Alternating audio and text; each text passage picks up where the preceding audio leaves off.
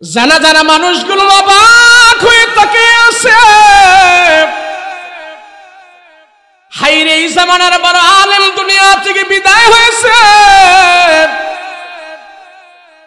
তার কাপড়ের ভিতরে এত সুন্দর ধবধবে সবুজ পাখি চলে গেল, কারণ কি? কই গেল? সবাই আবার এসে দেখতেছি পাখি কোথায় কোথায়, কেউ পায় না। লাশের কাছে যখন দাঁড়াইলো, সবাই একটা আওয়াজ শুনতে পাইল। নবীর চাচাতো ভাই হক্কানি আলেম, বড় আলেম, তার কাপড়ের ভিতরে থেকে কোরআনের আয়াত তেলাওয়াত হইতেছে, তেলাওয়াত করতেছে, আর সবাই মনোযোগ সহকারে শুনতেছে।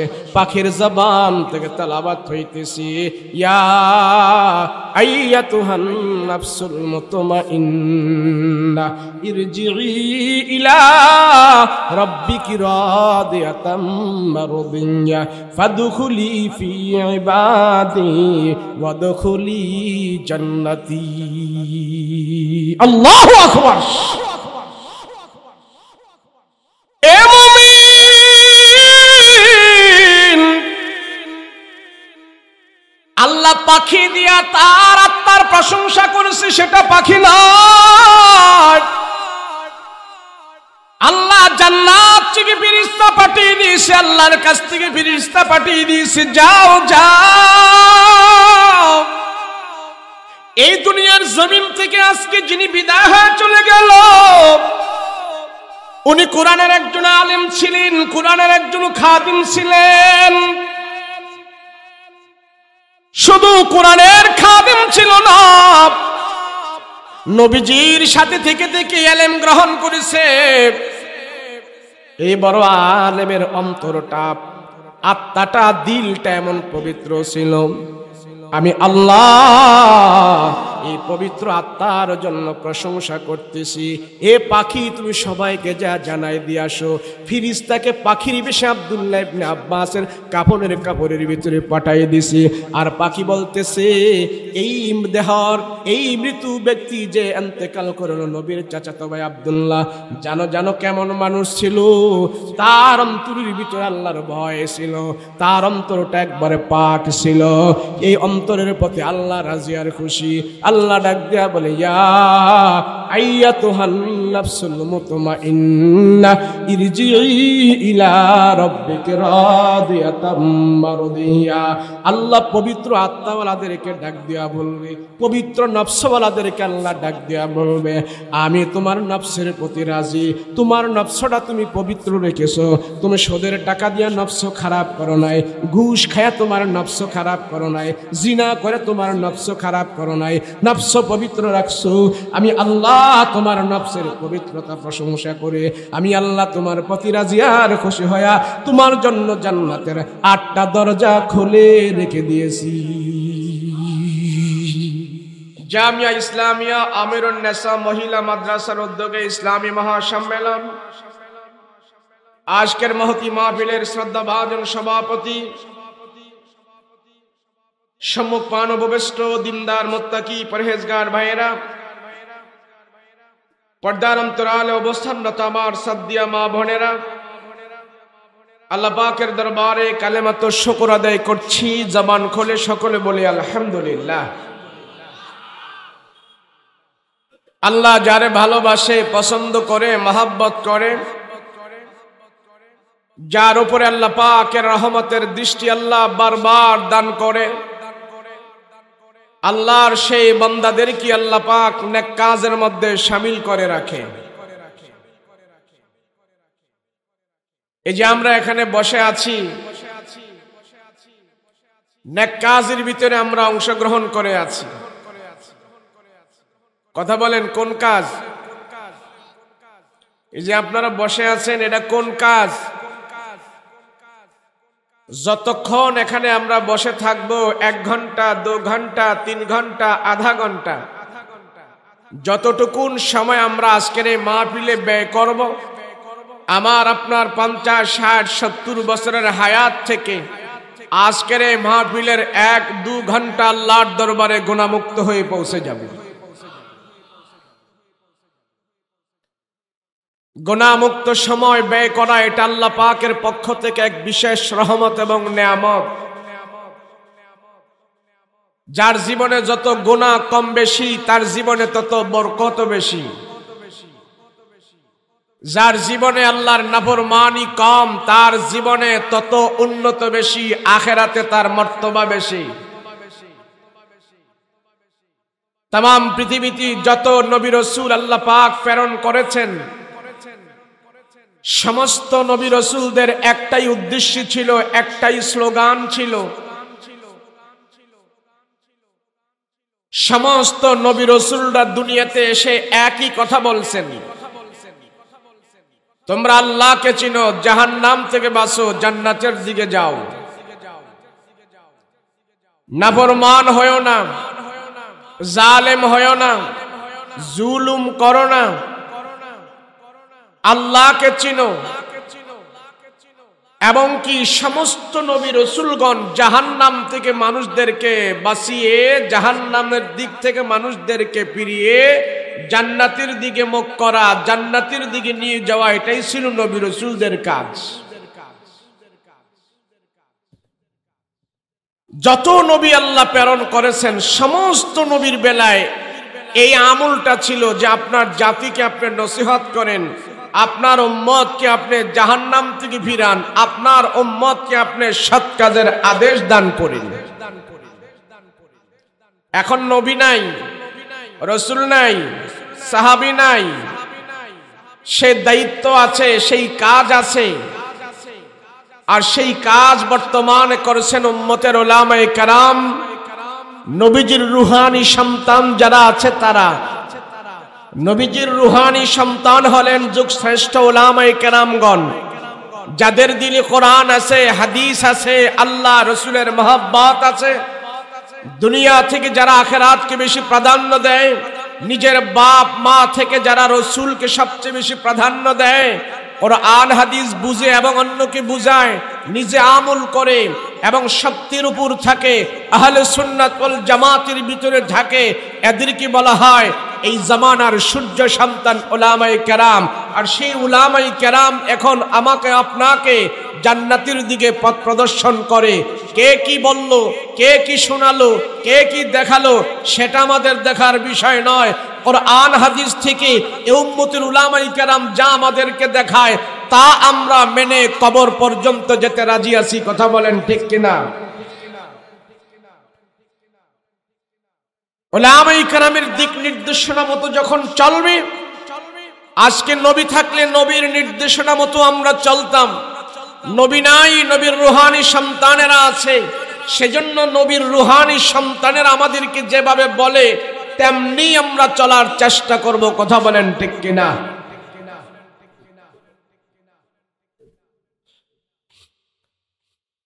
লম্বা চূড়া আলোচনার সুযোগ নাই, সময় নেই। আমার পরে আজকের প্রধান মেহমান আলহাজ হযরত মাওলানা মুফতি মাহবুবুল্লাহ কাসিমি সাহেব দামাত বরকাতুহুমুল আলিয়া, অত্যন্ত বড় মাপের একজন বুজুর্গ আলেম, শেখুল হাদিস, যারা না থাকলে দুনিয়া অন্ধকার। তিনি আমাদের মাঝে আসবেন, সবক শেষ এবং বুখারীর দোয়া করবেন।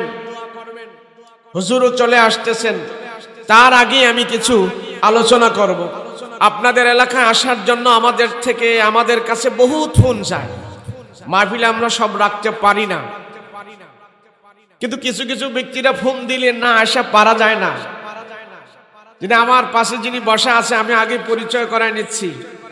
আমার পাশে যিনি বসা আছেন আমার শ্রদ্ধাভাজন এবং যাদের মাতাহাতে থেকে আমরা এ পর্যন্ত আসছি, আপনাদের পরিচিত হুজুর, আমার উস্তাদ, আমাদের এলাকায় দীর্ঘদিন খেদমত করেছেন, সুনামের সহিত মাওলানা উবাইদুর রহমান সাহেব হুজুর আমাদের এলাকায় দীর্ঘদিন খেদমত করেছেন।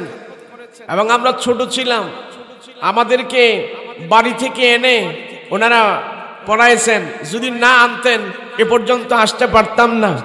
খেদমত করেছেন আমাদের কুমিল্লা হোমনা থানায়। একটা মাদ্রাসার দায়িত্বে ছিলেন হুজুরে।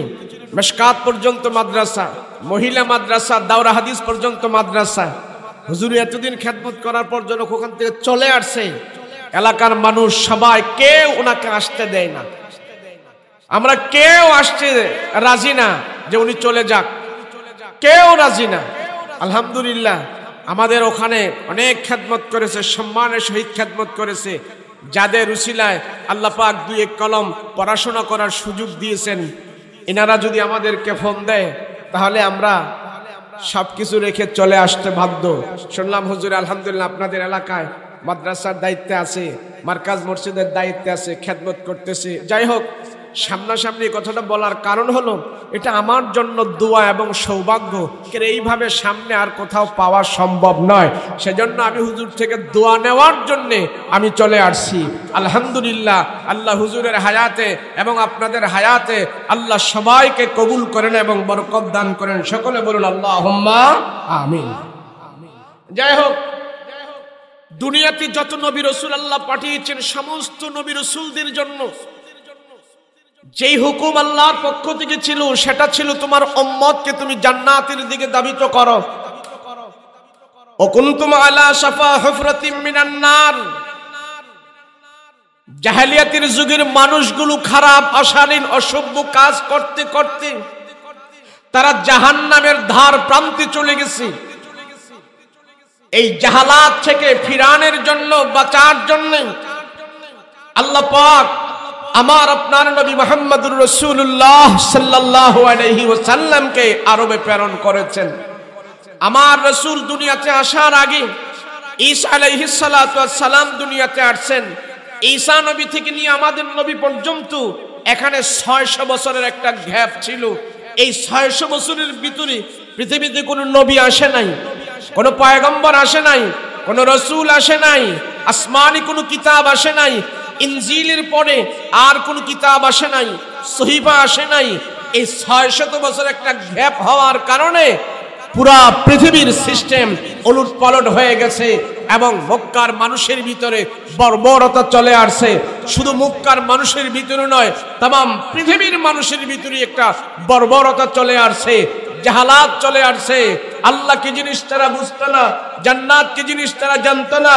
মানুষ আল্লাহ সম্পর্কে বেখবর থাকার কারণে, আল্লাহর পরিচয় না থাকার কারণে সেই মানুষগুলো দুই পাওয়ালা মানুষ হিসেবে চলাফেরা করেছে, কিন্তু চার পাওয়ালা জানোয়ারের মতন তারা অশুভ আচরণ করেছে। 600 বছর মক্কার জমিনে কোন আসমানি গ্রন্থের তালিম নাই। কয়শো বছর? আওয়াজ করে বলেন, কয়শো বছর? এই 600 বছর আসমানি গ্রন্থের তালিম না থাকার কারণে সেখানে আবু জাহেল পয়দা হয়েছে, আবু লাহাব পয়দা হয়েছে, দাহিয়া কালবি পয়দা হয়েছে, সন্ত্রাস পয়দা হয়েছে, লুটতরাজ পয়দা হয়েছে। এই সমাজেও যাদের ভিতরে কোরআন নাই, যাদের ভিতরে হাদিস নাই, আখিরাতের ভয় নাই, রাসূলুল্লাহর সুন্নাত নাই, মাদ্রাসার সাথে সম্পৃক্ত নাই, কোরআন হাদিসের সাথে সম্পৃক্ত নাই, আপনি একটু যোগ বিয়োগ করে দেখবেন এই মানুষগুলো এই সমাজে ভালো কাজ করে না। হয়তো তাস খেলে, না হয়তো মদ খায়, না হয়তো সুদ খায়, না হয়তো জিনা করে, না হয় পরের উপর জুলুম করে। কেন? তারা আসমানি গ্রন্থ থেকে দূরে থাকার কারণে, আল্লাহ বিল্লাহ কম করার কারণে। কথা বলেন ঠিক কিনা? মক্কার জাহালাত দূর করার জন্য আল্লাহ পাক দু জাহানের সম্রাট, দু জাহানের সর্দার মুহাম্মদুর রাসূলুল্লাহ সাল্লাল্লাহু আলাইহি ওয়াসাল্লামকে আল্লাহ প্রেরণ করেছেন। ওই জাহেলের সমাজে আমার রাসূল এক এক করে 40টি বছর সেখানে কাটিয়েছেন। কয় বছর? জোরে বলেন, কয় বছর? বলেন ওটা কোন সমাজ ছিল? ভালোর সমাজ না জাহেলের সমাজ? কেমন জাহেল ছিল জানেন?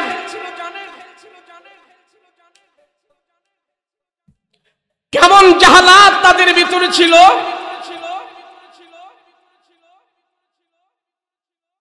অশালীন অসভ্য কাজ করতে করতে মক্কার মানুষগুলোর চরিত্র এত নিকৃষ্ট হয়েছিল, ছোট্ট ছোট্ট বিষয় নিয়ে বাক বিতণ্ড করে, দ্বন্দ্ব করে, জায়গায় 10 জন 20 জন মার্ডার হয়ে যেত, কেউ বিচার পেত না।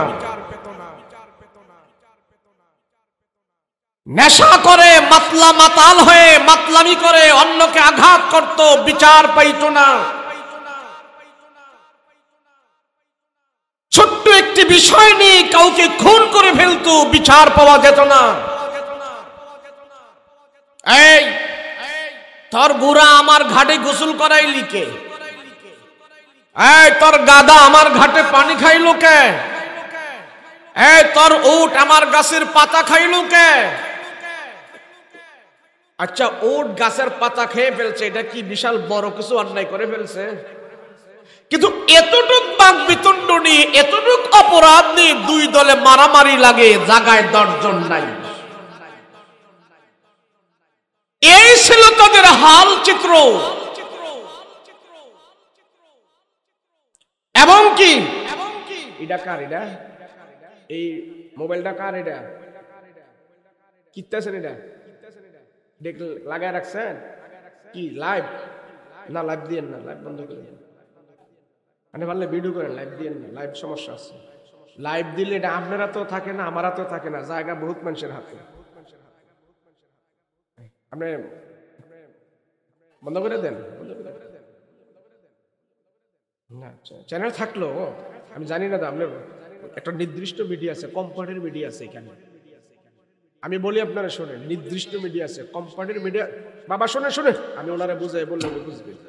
নির্দিষ্ট মিডিয়া আছে এখানে, আপনি যদি করেন হেরা আর করবে না। এদের সাথে কন্টাক্ট, এদের সাথে তারা যদি কোনো আমার সাথে খারাপ করে, আমি তাদেরকে ধরতে পারবো। বন্ধ করে দেন, বন্ধ করে দেন। পরে আমারে ফোন দিয়ে আমি আপনার বলবো। জি ঠিক আছে, জি একটু বুঝবান। মক্কার জাহালাত দূর করার জন্য আল্লাহ রাসূল পাক সাল্লাল্লাহু আলাইহি ওয়াসাল্লামকে দুনিয়াতে প্রেরণ করেছেন। সেই সমাজের মানুষগুলো নম্র ছিল না, ভদ্র ছিল না, মূর্খতার সয়লাব তাদের অন্তরের ভিতরে ছিল। নেশা পানি মাতলামি করত। যার বাড়িতে বেশি বেশি করে মদের বোতল থাকতো, মদের ঢাম থাকতো, নেশা করতে পারত, এর সবাই সম্মান দিত, এর সবাই স্যালুট দিত। বিবাহ শাদী করাইতে গেলে ছেলে মেয়েকে বিবাহ শাদী করানোর জন্য একে অপরের বাড়িতে গেলে আমরা যে দেখি ওর পরিবেশটা কেমন, ওর বংশ কেমন, ওর টাকা পয়সা কেমন, ঘর বাড়ি কেমন, ছেলেটার কোয়ালিটি কেমন, আমরা এগুলো দেখি। জাহালাতের যুগের মানুষেরা দেখতো যে কার বাড়িতে কয়টা মদের ঢাম আছে, এই বাড়ির মানুষ মদ খাইতে পারে কেমন বেশি। যার বাড়িতে যায় দেখতো মদের ঢাম বেশি, এদের সবাই স্যালুট দিত, এর সবাই সম্মান করত, এবং কি তার সাথে আত্মীয় করার জন্য আগ্রহ প্রকাশ করত। বলেন, পাগলের যদি মাথা খারাপ হয় তারে ছাগল কয়, ভালো মানুষের মাথা খারাপ হইলে পাগল হয়, পাগলের মাথা খারাপ হইলে পাগলও কয়, ছাগলও কয়। কথা বলেন ঠিক কিনা?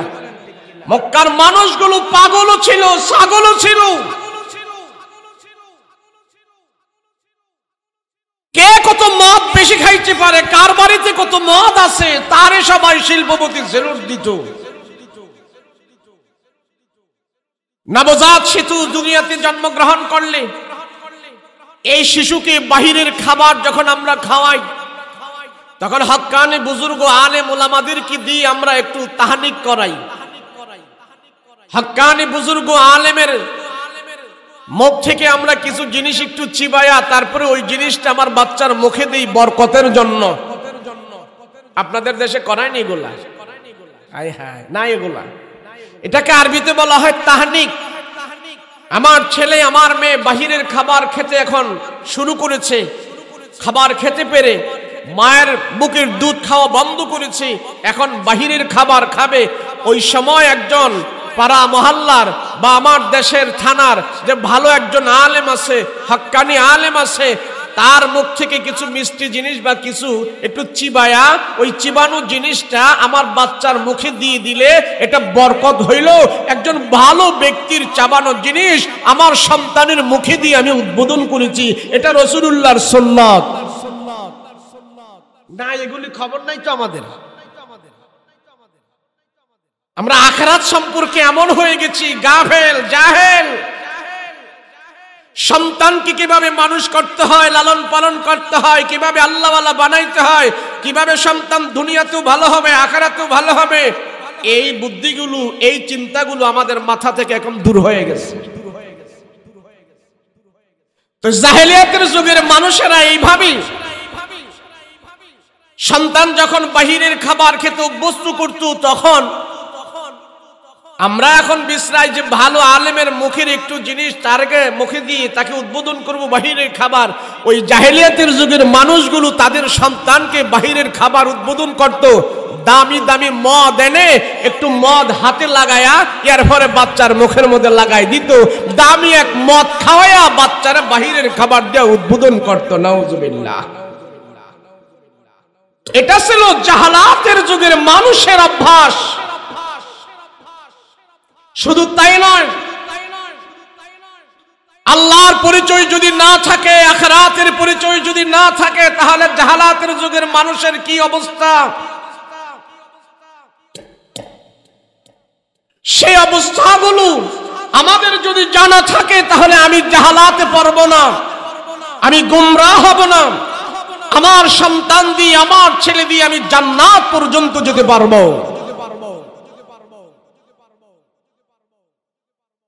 শুধু তাই নয়, আল্লাহর পরিচয় না থাকার কারণে, আসমানি কিতাবের জ্ঞান না থাকার কারণে হাতিমে কাবার উপরে তারা 360টা মূর্তি পর্যন্ত স্থাপন করেছে। এক এক মূর্তির তারা এক এক নাম দিয়েছে, এক এক মূর্তিকে তারা এক এক সেক্টরের জন্য তারা খোদা বানিয়েছে। শিক্ষার জন্য এক খোদা, ব্যবসার জন্য আরেক খোদা, ভাগ্যের জন্য আরেক খোদা, বৃষ্টির জন্য এক খোদা, ফসলের জন্য আরেক খোদা। এইভাবে খোদা বানাইতে বানাইতে কয়টা বানাইলো? 360টা। খানায় কাবার ভিতরে পর্যন্ত তারা মূর্তি ঢুকাইল। তাদের ভিতর থেকে কেউ কেউ খানায় কাবার ভিতরে ইবাদত বন্দেগী করার জন্য, তোয়াফ করার জন্য সেখানে যাইতো। শরীরের মধ্যে কোনো কাপড় রাখতো না, উলঙ্গ হয়ে তারা খানায় কাবা তোয়াফ করত। বলেন, আপনাদের মসজিদে যদি কোনো মানুষ উলঙ্গ হয়ে নামাজ পড়তে যায়, আপনারা কি তারে মসজিদে জায়গা দিবেন না বের করে দিবেন? কিন্তু খানায় কাবার ভিতরে তারা উলঙ্গ হয়ে তোয়াফ করত। এটারে তারা সওয়াব মনে করত, এটারে তারা নেক মনে করত। নাউজুবিল্লাহ। এমন অবস্থা কেন হইল? তাদের কাছে আসমানি জ্ঞান ছিল না, ওহীর জ্ঞান ছিল না, আল্লাহর জ্ঞান ছিল না। এই সমাজও যাদের ভিতরে আসমানি জ্ঞান নাই, ওহীর জ্ঞান নাই, কোরআনের জ্ঞান নাই, এই সমাজের ভিতরে অনেক মানুষ শিরক করতেছে, পীরের সাজদা করতেছে সওয়াবের নিয়তে। কথা বলেন ঠিক কিনা? তো কেউ কেউ জিজ্ঞেস করলো, খানায় কাবা তোমরা উলঙ্গ হয়ে ঢুকছো, কারণটা কি? জামা কাপড় পয়রা ঢুকো নাই কে? জামা কাপড় পয়রা তো আমরা গুনাহ করি, অনেক আকাম কুকাম করেছি, অনেক খারাপ কাজ করেছি। এই জামা কাপড় পয়রা কি আল্লাহর ঘরের ভিতরে ঢুকা যায়? সেই জন্য গুনাহযুক্ত জামা কাপড় গুলো আমরা রাইখা একদম খালি শরীরে, আমরা কাপড়বিহীন খালি শরীরে আমরা খানায় কাবার ভিতরে ঢুকছি বরকতের জন্য। যে জামা কাপড় পরে গুনাহ করছি, এগুলি নিয়ে আমরা খানায় কাবায় ঢুকবো না, এগুলি সব রেখে দিয়ে আসছি। তো কেউ কেউ জিজ্ঞাসা করে, তো এই যদি তোমাদের অবস্থা হয় যে জামা কাপড় পরে তোমরা গুনাহ করছো, আকাম করছো, খারাপ করছো, এই জন্য তোমরা শরীর থেকে জামা কাপড় সব খুলে ফেলছো, খুইলা উলঙ্গ হয়ে খানায় কাবায় ঢুকছো, এটা যদি তোমরা এতটুকু স্যাক্রিফাইস মনে করো, এটা যদি তোমরা বরকত মনে করো, তাহলে তোমরা যে যন্ত্রপাতি দিয়ে গুনাহ করছিলা ওইগুলি তো কাটটা লাবার দরকার ছিল। কথা বলেন ঠিক কিনা? কিন্তু আসমানি জ্ঞান নাই তো, কোরআনের জ্ঞান নাই তো, ওহীর জ্ঞান নাই তো। ওই জাহেলদের যেমন অবস্থা হচ্ছে, বর্তমানে এই সমাজের কিছু মানুষ কোরআন নাই, হাদিস নাই, আখিরাতের জ্ঞান নাই, না থাকার কারণে গুনাহটার এই সওয়াব মনে করে করতেছে। কথা বলেন ঠিক কিনা? এই জাহালাতের সমাজে, এই জাহেলের সমাজে আল্লাহর রাসূল সাল্লাল্লাহু আলাইহি ওয়াসাল্লামকে আল্লাহ পাক সেখানে প্রেরণ করেছেন। নবীজি এক এক করে 40 বছর এই সমাজে বসবাস করেছেন। কথা বলেন ঠিক কিনা? 40 বছরের পরে যে আমার রাসূলকে আল্লাহ পাক নবুয়তি দান করেছেন, নবুয়তি দেওয়ার জন্য রাসূলকে 40 বছর অতিবাহিত করলো, কারণটা কি? এ বাবা, ও বাবা, এই এই এত হেনে কথা কইলে এত সাউন্ড নাই, তো কথা কই না, এতটুকু জ্ঞান না থাকে। মক্কার জাহেলদের সমাজে আমার রাসূল 40 বছর অতিবাহিত করেছেন। খাওয়া দাওয়া করেছে, বিবাহ শাদী করেছে, ব্যবসা বাণিজ্য করেছে, হাট বাজার করেছে, ঘর সংসার করেছে, মেল বৈঠকে গিয়েছে। নবীজি 40 বছর এই জাহেলের সমাজে, কাফেরের সমাজে বসবাস করেছে। 40টি বছরের ভিতরে কোন একজন মানুষ আমার রাসূলুল্লাহর আদর্শ নিয়ে, নবীজির কথাবার্তা নিয়ে, চাল চলন নিয়ে, নবীজির জবান দিয়ে যে কথা বের হয়েছে তারা প্রমাণ করতে পারেনি। তারা কোনোদিন এই কথা বলতে পারে নাই মুহাম্মদ আমাদের সাথে মিথ্যা বলেছে, মুহাম্মদ আমাদের সাথে খারাপ আচরণ করেছে। সর্বসম্মতিক্রমে তৃণমূল পর্যায়ের জাহেল লোকেরা বলছে, মুহাম্মদ তোমার জবান থেকে আমরা একটি মিথ্যা কথাও শুনি নাই, তুমি আল আমিন, তুমি আমানতদার, তুমি বিশ্বস্ত, তোমার মতন একজন আর বিশ্বস্ত মানুষ পৃথিবীতে আমরা দেখি নাই। আবু জাহেলকে ভালোবাসত, রাসূলকেও ভালোবাসত। দুই ভালোবাসার ভিতরে পার্থক্য ছিল। আবু জাহেলকে ভালোবাসত ভয়ের কারণে, উপরে উপরে দেখাইতো তোমারে ভালোবাসি, আসলে ভালোবাসে না। কেন? আবু জাহেলের স্বভাব ভালো ছিল না, স্বভাব ভালো ছিল না। আমরা তো এখন আমাদের কাছে টাকা পয়সা, লক্ষ লক্ষ কোটি কোটি টাকা হলে আমরা এটা ব্যাংকে রেখে দিয়ে আসি। এই ব্যাংক সেই ব্যাংক, কত ব্যাংক আছে, ইসলামী ব্যাংক, আল আরাফা, অগ্রণী, সোনালী, কত ব্যাংক আছে, ব্যাংকে নিয়ে টাকা টোকা জমা রেখে দিয়ে আসে। কিন্তু ওই জাহালাতের যুগে তেমন ব্যাংকিং ছিল না। যারা বিশ্বস্ত মনে করত, যারা আমানতদার মনে করত, তারই মক্কার মানুষেরা ব্যাংক বানাইতো। আর আবু জাহেল, উকবা, শাইবা, আবু লাহাব, ওলীদ ইবনে মুগীরা এই সমস্ত কাফেররা থাকতে সমস্ত মক্কার মানুষেরা আমানতের ব্যাংক হিসাবে আমার রাসূলকে তারা ব্যবহার করেছে। কয় বছর? কথা কয় না, কয় বছর? জোরে কোন, কয় বছর? 40টি বছর। এই 40 বছরের পরে আল্লাহ আমার রাসূলকে যখন আসমানী ইলম দেওয়া শুরু করলেন, ওহী নাজিল করলেন, কোরআনের জ্ঞান দেওয়া শুরু করলেন, নবীজি আল্লাহর পক্ষ থেকে যে আদিষ্টিত হইল, বার্তা পাইল, রাসূল ইয়াতলু আলাইহিম আয়াতিকা ওয়া ইউআল্লিমুহুমুল কিতাবা ওয়াল হিকমাতা ওয়া ইউযাক্কিহিম। রাসূল যেই কোরআন আপনাকে আমি দিয়েছি, সেই কোরআনের তেলাওয়াত করবেন আগে। কি করবেন? জোরে বলেন, কি করবেন? আল্লাহ জানাই দিলেন, ইয়াতলু আলাইহিম আয়াতিহি। কোরআনের ব্যাখ্যা আগে নয়, কোরআনের তাফসীর আগে নয়, কোরআনের বিশ্লেষণ আগে নয়, কোরআনের তেলাওয়াত আগে। কথা বলেন কি আগে? কথা বলেন কি আগে? কিন্তু আমাদের সমাজে দেখা যায় কোরআনের ব্যাখ্যা করেন হলো বহুত আছে, কোরআনের তাফসীর করেন হলো বহুত আছে, কোরআন শরীফ শুদ্ধ করে পড়নেওয়ালা নাই। কথা বলেন ঠিক কিনা? এটা একটা জাহালাত, এটা একটা মূর্খতার পরিচয়। কোরআনের তেলাওয়াত করতে আমার রাসূলকে আগে বলেছেন আল্লাহ, ইয়াতলু, রাসূল আগে তেলাওয়াত করেন। তো নবী যখন কোরআন তেলাওয়াত করত, তো কোরআন তেলাওয়াত শুনে শুনেই অনেক কাফেররা বিনা দাওয়াতে কোরআন তেলাওয়াতে মনোনিবেশন করে আকৃষ্ট হয়ে আমার রাসূলুল্লাহর হাতে কলমা পড়ে মুসলমান হয়ে যেত। আবু জাহেল, উকবা, সাইবা এরা তো সবাই দেখতেছে এক দু করে মুহাম্মদের ডাইনে বামে লোকজন মুসলমান হচ্ছে। তো একজন যায়া আবু জাহেলকে খবর দিল, আবু জাহেল, বড় নেতা সাইজা বয়া থাকলে হবে না, মোহাম্মদের ডাইনে বামে এখন মানুষ মুসলমান হয়ে যাচ্ছে।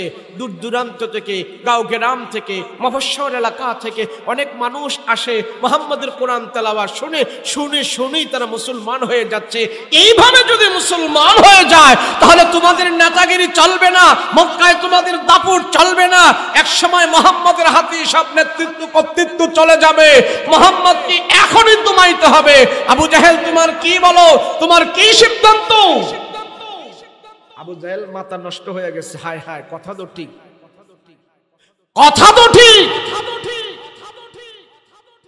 এবার আবু জাহেল মক্কা একটা জায়গা আছে, জায়গার নাম হলো দারুন নদওয়া। এই দারুন নদওয়ায় আবু জাহেল সবাইরে ডাইকা মিটিং ডাকছে। এ উকবা, এ সাইবা, এ লাহাব, এ উতবা, এ ওলীদ ইবনে মুগীরা, কই আয়। সবাইরে নিয়ে মিটিং ডাইকা বলে, মুহাম্মদ যেইভাবে চলছে এইভাবে চলতে দেওয়া যায় না। আগুন কম থাকতে নিবাই লাইতে হয়, রোগ শোক কম থাকতে মজাই ফেলতে হয়। মুহাম্মদের দল ভারী হওয়ার আগেই মুহাম্মদকে নিমজ্জিত করে ফেলতে হবে। বলে কিভাবে?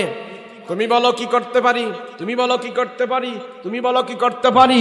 এইভাবে কোরআন তেলাওয়াত শুনে শুনে যে মুহাম্মদের সাথে মানুষ দলভুক্ত হচ্ছে, এর প্রতিরোধ আমরা কি করতে পারি? এক একজন এক এক পরামর্শ দেয়। আবু জাহেলকে, আমার কাছে এক পরামর্শ আছে, শোনো। বলে কি?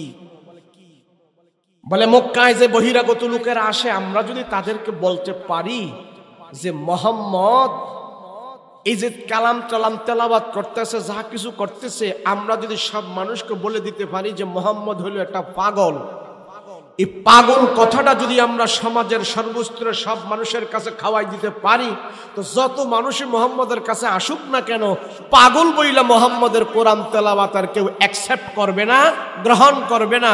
পাগলে যত দামি কালামি তেলাওয়াত করুক না কেন, পাগলের কথায় আর কেউ কান দিবে। সব কাফেররা বলে yes, good decision, perfect decision Abu জাহেল, আমরা এটাই করব। আবু জাহেল বলল, আগামীকাল সকালবেলা আমরা নেতারা দায়িত্ব নিয়ে করবিনি, মক্কার অলিতে গলিতে পয়েন্টে পয়েন্টে দাঁড়িয়ে আমরা বহিরাগত সব মানুষদেরকে বুঝাবো মুহাম্মদ যে কোরআন তেলাওয়াত করে, এই কোরআন তেলাওয়াত তোমরা কেউ শুনো না, এগুলি পাগলের প্রলাপ, মুহাম্মদ পাগল। আমরা যদি মুহাম্মদ আমাদের সন্তান, আমরা যদি পাগল বলি, এটা জনগণ খাইবে। এবার আগামীকালকে সকালবেলা হলো, মক্কার পয়েন্টে পয়েন্টে অলিতে গলিতে মক্কার সর্দারেরা, কাফের মুশরিকরা কর্মী নিয়ে দাঁড়িয়ে আছে। দূর দূরান্ত থেকে, মফস্বল এলাকা থেকে, গাঁও গ্রাম থেকে অনেক মানুষ আসতেছে। মুহাম্মদ শেষ নবী, শ্রেষ্ঠ নবী, দুজাহানের নবী, তারে ছাড়া তো আর নবী পৃথিবীতে আসবে না। এই শেষ নবীর তো একটু দেখতে হয়। নারী পুরুষ, ছোট বড়, জোয়ান বুড়া করা একে একে দল বেঁধে আসতেছে, আর মক্কার কাফেররা বাধা হয়ে দাঁড়াইছে। এই কই যাও? বলে তোমাদের সন্তান মুহাম্মদ নবী হইছে, আমরা তার একটু দেখতে আইছি। আবু জাহেল বলে যাইও না, যাইও না। কয় কেন?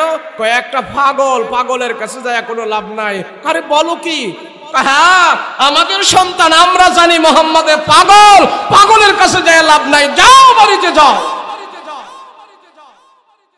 জনগণ চিন্তা করতেছে, মুহাম্মদ যদি পাগল হইয়াই থাকে তাহলে মোহাম্মদ ছোটখাটো পাগল হইব না, এটা বড় পাগল হইব। কে রে? মক্কার বড় বড় সর্দারেরা বলতেছে মোহাম্মদ পাগল। তাহলে বড় সর্দারেরা যদি পাগল বলে, তাহলে পাগল তো ছোট পাগল না, বড় পাগল হইব। আর আমরা এত দূর থেকে আসছি যেহেতু, বড় পাগলটারে আমরা এক নজর দেখাই যাবো। সুবহানাল্লাহ। সব জনগণ এবার প্রতিজ্ঞাবদ্ধ, আমরা অনেক দূর থেকে এসেছি, তোমাদের সন্তান মুহাম্মদ যদি পাগল হয়ে থাকে আমরা পাগলটাই দেখবো, তোমাদের সমস্যা কি, জায়গা দাও। মানে আবু জাহেলরা মানুষদেরকে থামায় রাখতে পারতেছে না, দমায় রাখতে পারতেছে না, সবাই পাগল দেখার জন্য এখন ছুটছে, সবাই পাগল দেখার জন্যই ছুটছে। সবাই যখন খানায় কাবার ভিতরে ঢুকলো, ঢুকে দেখতেছি আমার প্যারা নবী মুহাম্মদুর রাসূলুল্লাহ সাল্লাল্লাহু আলাইহি ওয়াসাল্লাম রাসূল পাক খানায় কাবার সামনে আল্লাহর কালাম হাতে নিয়ে তেলাওয়াত করতেছি, আর আমার রাসূলুল্লাহর চেহারার আলো খানায় কাবার দেয়ালের মধ্যে যা লেগেছে, নবীজির চেহারার আলো দিয়ে পুরোটা খানায় কাবার দেয়াল আলোকিত হয়ে আসছে। লোকজন চিন্তা করতেছে ব্যাপার কি, পাগলের চেহারাটা এত সুন্দর হতে পারে না। আয় হায়, এই চেহারার মানুষ তো পাগল হতে পারে না। যে পাগল হয় তার চেহারা ফ্যাকাশে চেহারা থাকে, চুলগুলো আলো জালো, জামা কাপড় ফারাসেটা, এ না পাগল। কিন্তু মুহাম্মদের চেহারাই তো পাগল বলে না। এখন সব মানুষ দলবদ্ধভাবে দাঁড়িয়েছে, মক্কার কাফেররা, নেতারা, সর্দাররা পাগল বলেছে। দেখি পাগল কি তেলাওয়াত করতেছে, তার তেলাওয়াতগুলো শুনে দেখি। কেন পাগলের কথার তো আগা মাথা কোনো মিল নাই। পাগল একবার গান গায়, আরেকবার গজল গায়, একবার হিন্দি কয়, আরেকবার বাংলা কয়, আরেকবার ইংলিশ কয়, একটা বেতাল অবস্থায় থাকে। মুহাম্মদ যদি পাগল হইও থাকে তো দেখি তো মুহাম্মদের তেলাওয়াতগুলো কি অবস্থা, সে আগাগোড়া ঠিক আছে কিনা, দাড়ি কমা ঠিক আছে কিনা। সব জনগণ দাঁড়িয়ে আছে নবীজির জবানের তেলাওয়াত শোনার জন্য। বিসমিল্লাহির রহমানির রহিম। আর রহমানু আল্লামাল কুরআন খলাকাল ইনসানা আল্লামাহুল বায়ান।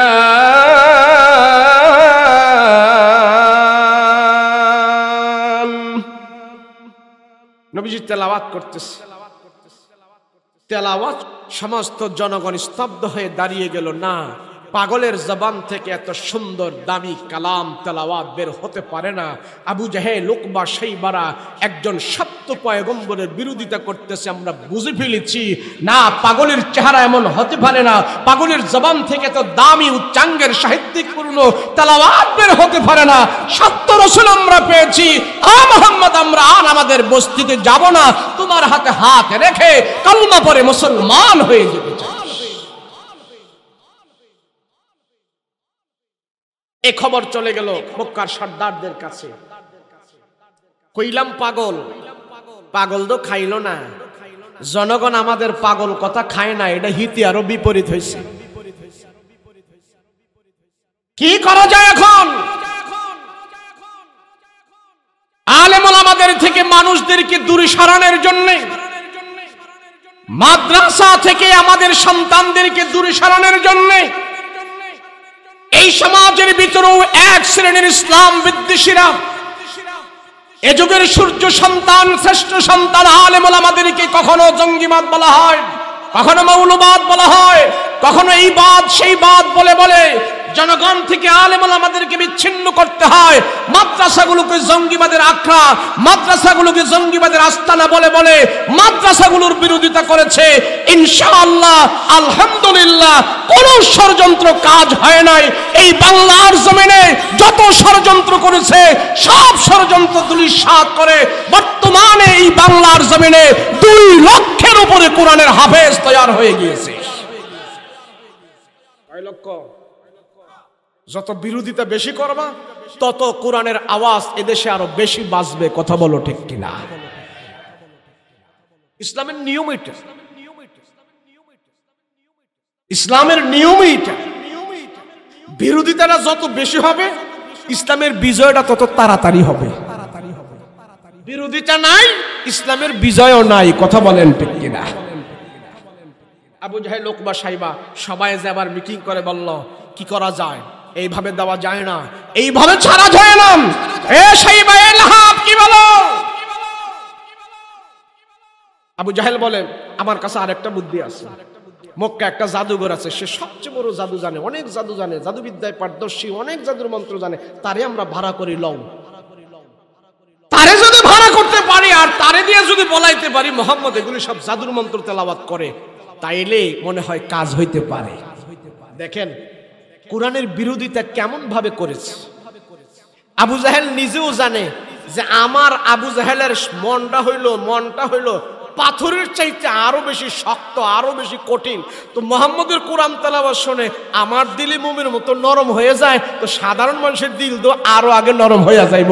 এর জন্য সাধারণ মানুষদেরকে কোরআন থেকে দূরে সরাইতে হইব। আর এখনো যারা এই ষড়যন্ত্র করে এরা আবু জাহেলের মামতো ভাই, শাস্তো ভাই, খালাতো ভাই, কথা কোন ঠিক না? আবু জাহেলে যেহেতু পারে নাই, তোমার মতো নেতাও পারবা না, এটাই স্বাভাবিক, কথা বলো ঠিক কিনা?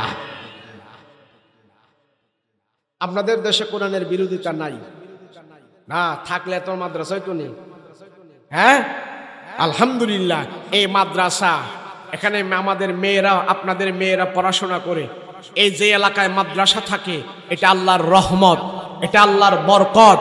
আল্লাহ পাক এই মাদ্রাসাকে কেন্দ্র করে এখানে যত মুর্দেগানেরা শুয়ে আছে প্রত্যেকের কবরের আযাব যেন আল্লাহ মাফ করে দেয়, বলেন আল্লাহুম্মা আমিন।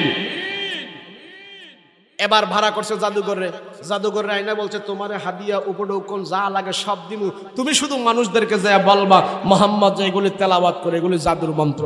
আরে বলেন কি স্যার, আপনি বললে কি আর না পারি? তো আবু জাহেল এক গাঁটটি দিনার দিরহাম দিয়া তারে দিছে, যাও মুহাম্মদের বিরোধিতা করো, মানুষদেরকে যাইয়া বুঝাও এগুলি কোরআন তেলাওয়াত, এগুলি আল্লাহর বাণী না, মুহাম্মদের এগুলি জাদু, সবাইরে যে এটা তুমি প্রচার করবা, তোমার কথায় কাজ হইব। জাদুঘর চিন্তা করতেছি মুহাম্মদের কাছে যাওয়ার আমার আর সুযোগ হয় নাই, এই তো আসলাম, আগে মুহাম্মদের কোরআন তেলাওয়াত ভালো করে শুনি না, তারপরে মুহাম্মদকে জাদুঘর বলতে আমার সুবিধা হবে। তো খানা একেবারে ঢুকছে, ঢুইকে এবার দেখতেছে আমার রসুল আল্লাহর কালাম তেলাওয়াত করতেছে। ওই জাদুঘর আমার রসুলের পাশে দাঁড়িয়েছে নবীজির কোরআন তেলাওয়াত শোনার জন্য। কোরআন তেলাওয়াত শুনে এরপরে মুহাম্মদকে যা বলার সব বলবে। কোরআন তেলাওয়াতের জন্য ওই লম্বা জাদুঘর দাঁড়িয়েছে আর নবীজি কোরআন তেলাওয়াত করতেছে। আমার নবী রাহমাতুল লিল আলামিন খানায়ে কাবার সামনে আল্লাহর কালাম খুলি খুলি তেলাওয়াত করতেছেন। আল্লাহর কালাম তেলাওয়াত করতেছে, পয়গম্বর তেলাওয়াত করতেছেন, লম্বা তেলাওয়াত। মক্কার সবচেয়ে বড় জাদুঘর আসছে আমার রাসূলকে কোরআনের তেলাওয়াতকে জাদুঘর বলে প্রচার করে দেওয়ার জন্য।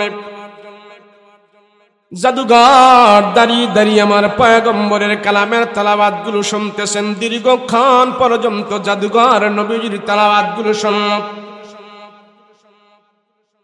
অনেকক্ষণ পর আমার পয়গম্বর কোরআনের তেলাওয়াত যখন বন্ধ করলেন, বন্ধ করার পর এবার নবীজি তাকায় দেখে নবীজির পাশে লম্বা একটা লোক দাঁড়ানো আছে। তার চেহারার দিকে তাকায় দেখে নবী রাহমাতুল লিল আলামিন তার চোখের দিকে তাকায় দেখে ওই জাদুঘরের চোখ থেকে পানিগুলো গড়ে গড়ে গড়ে গড়ে পড়তেছে।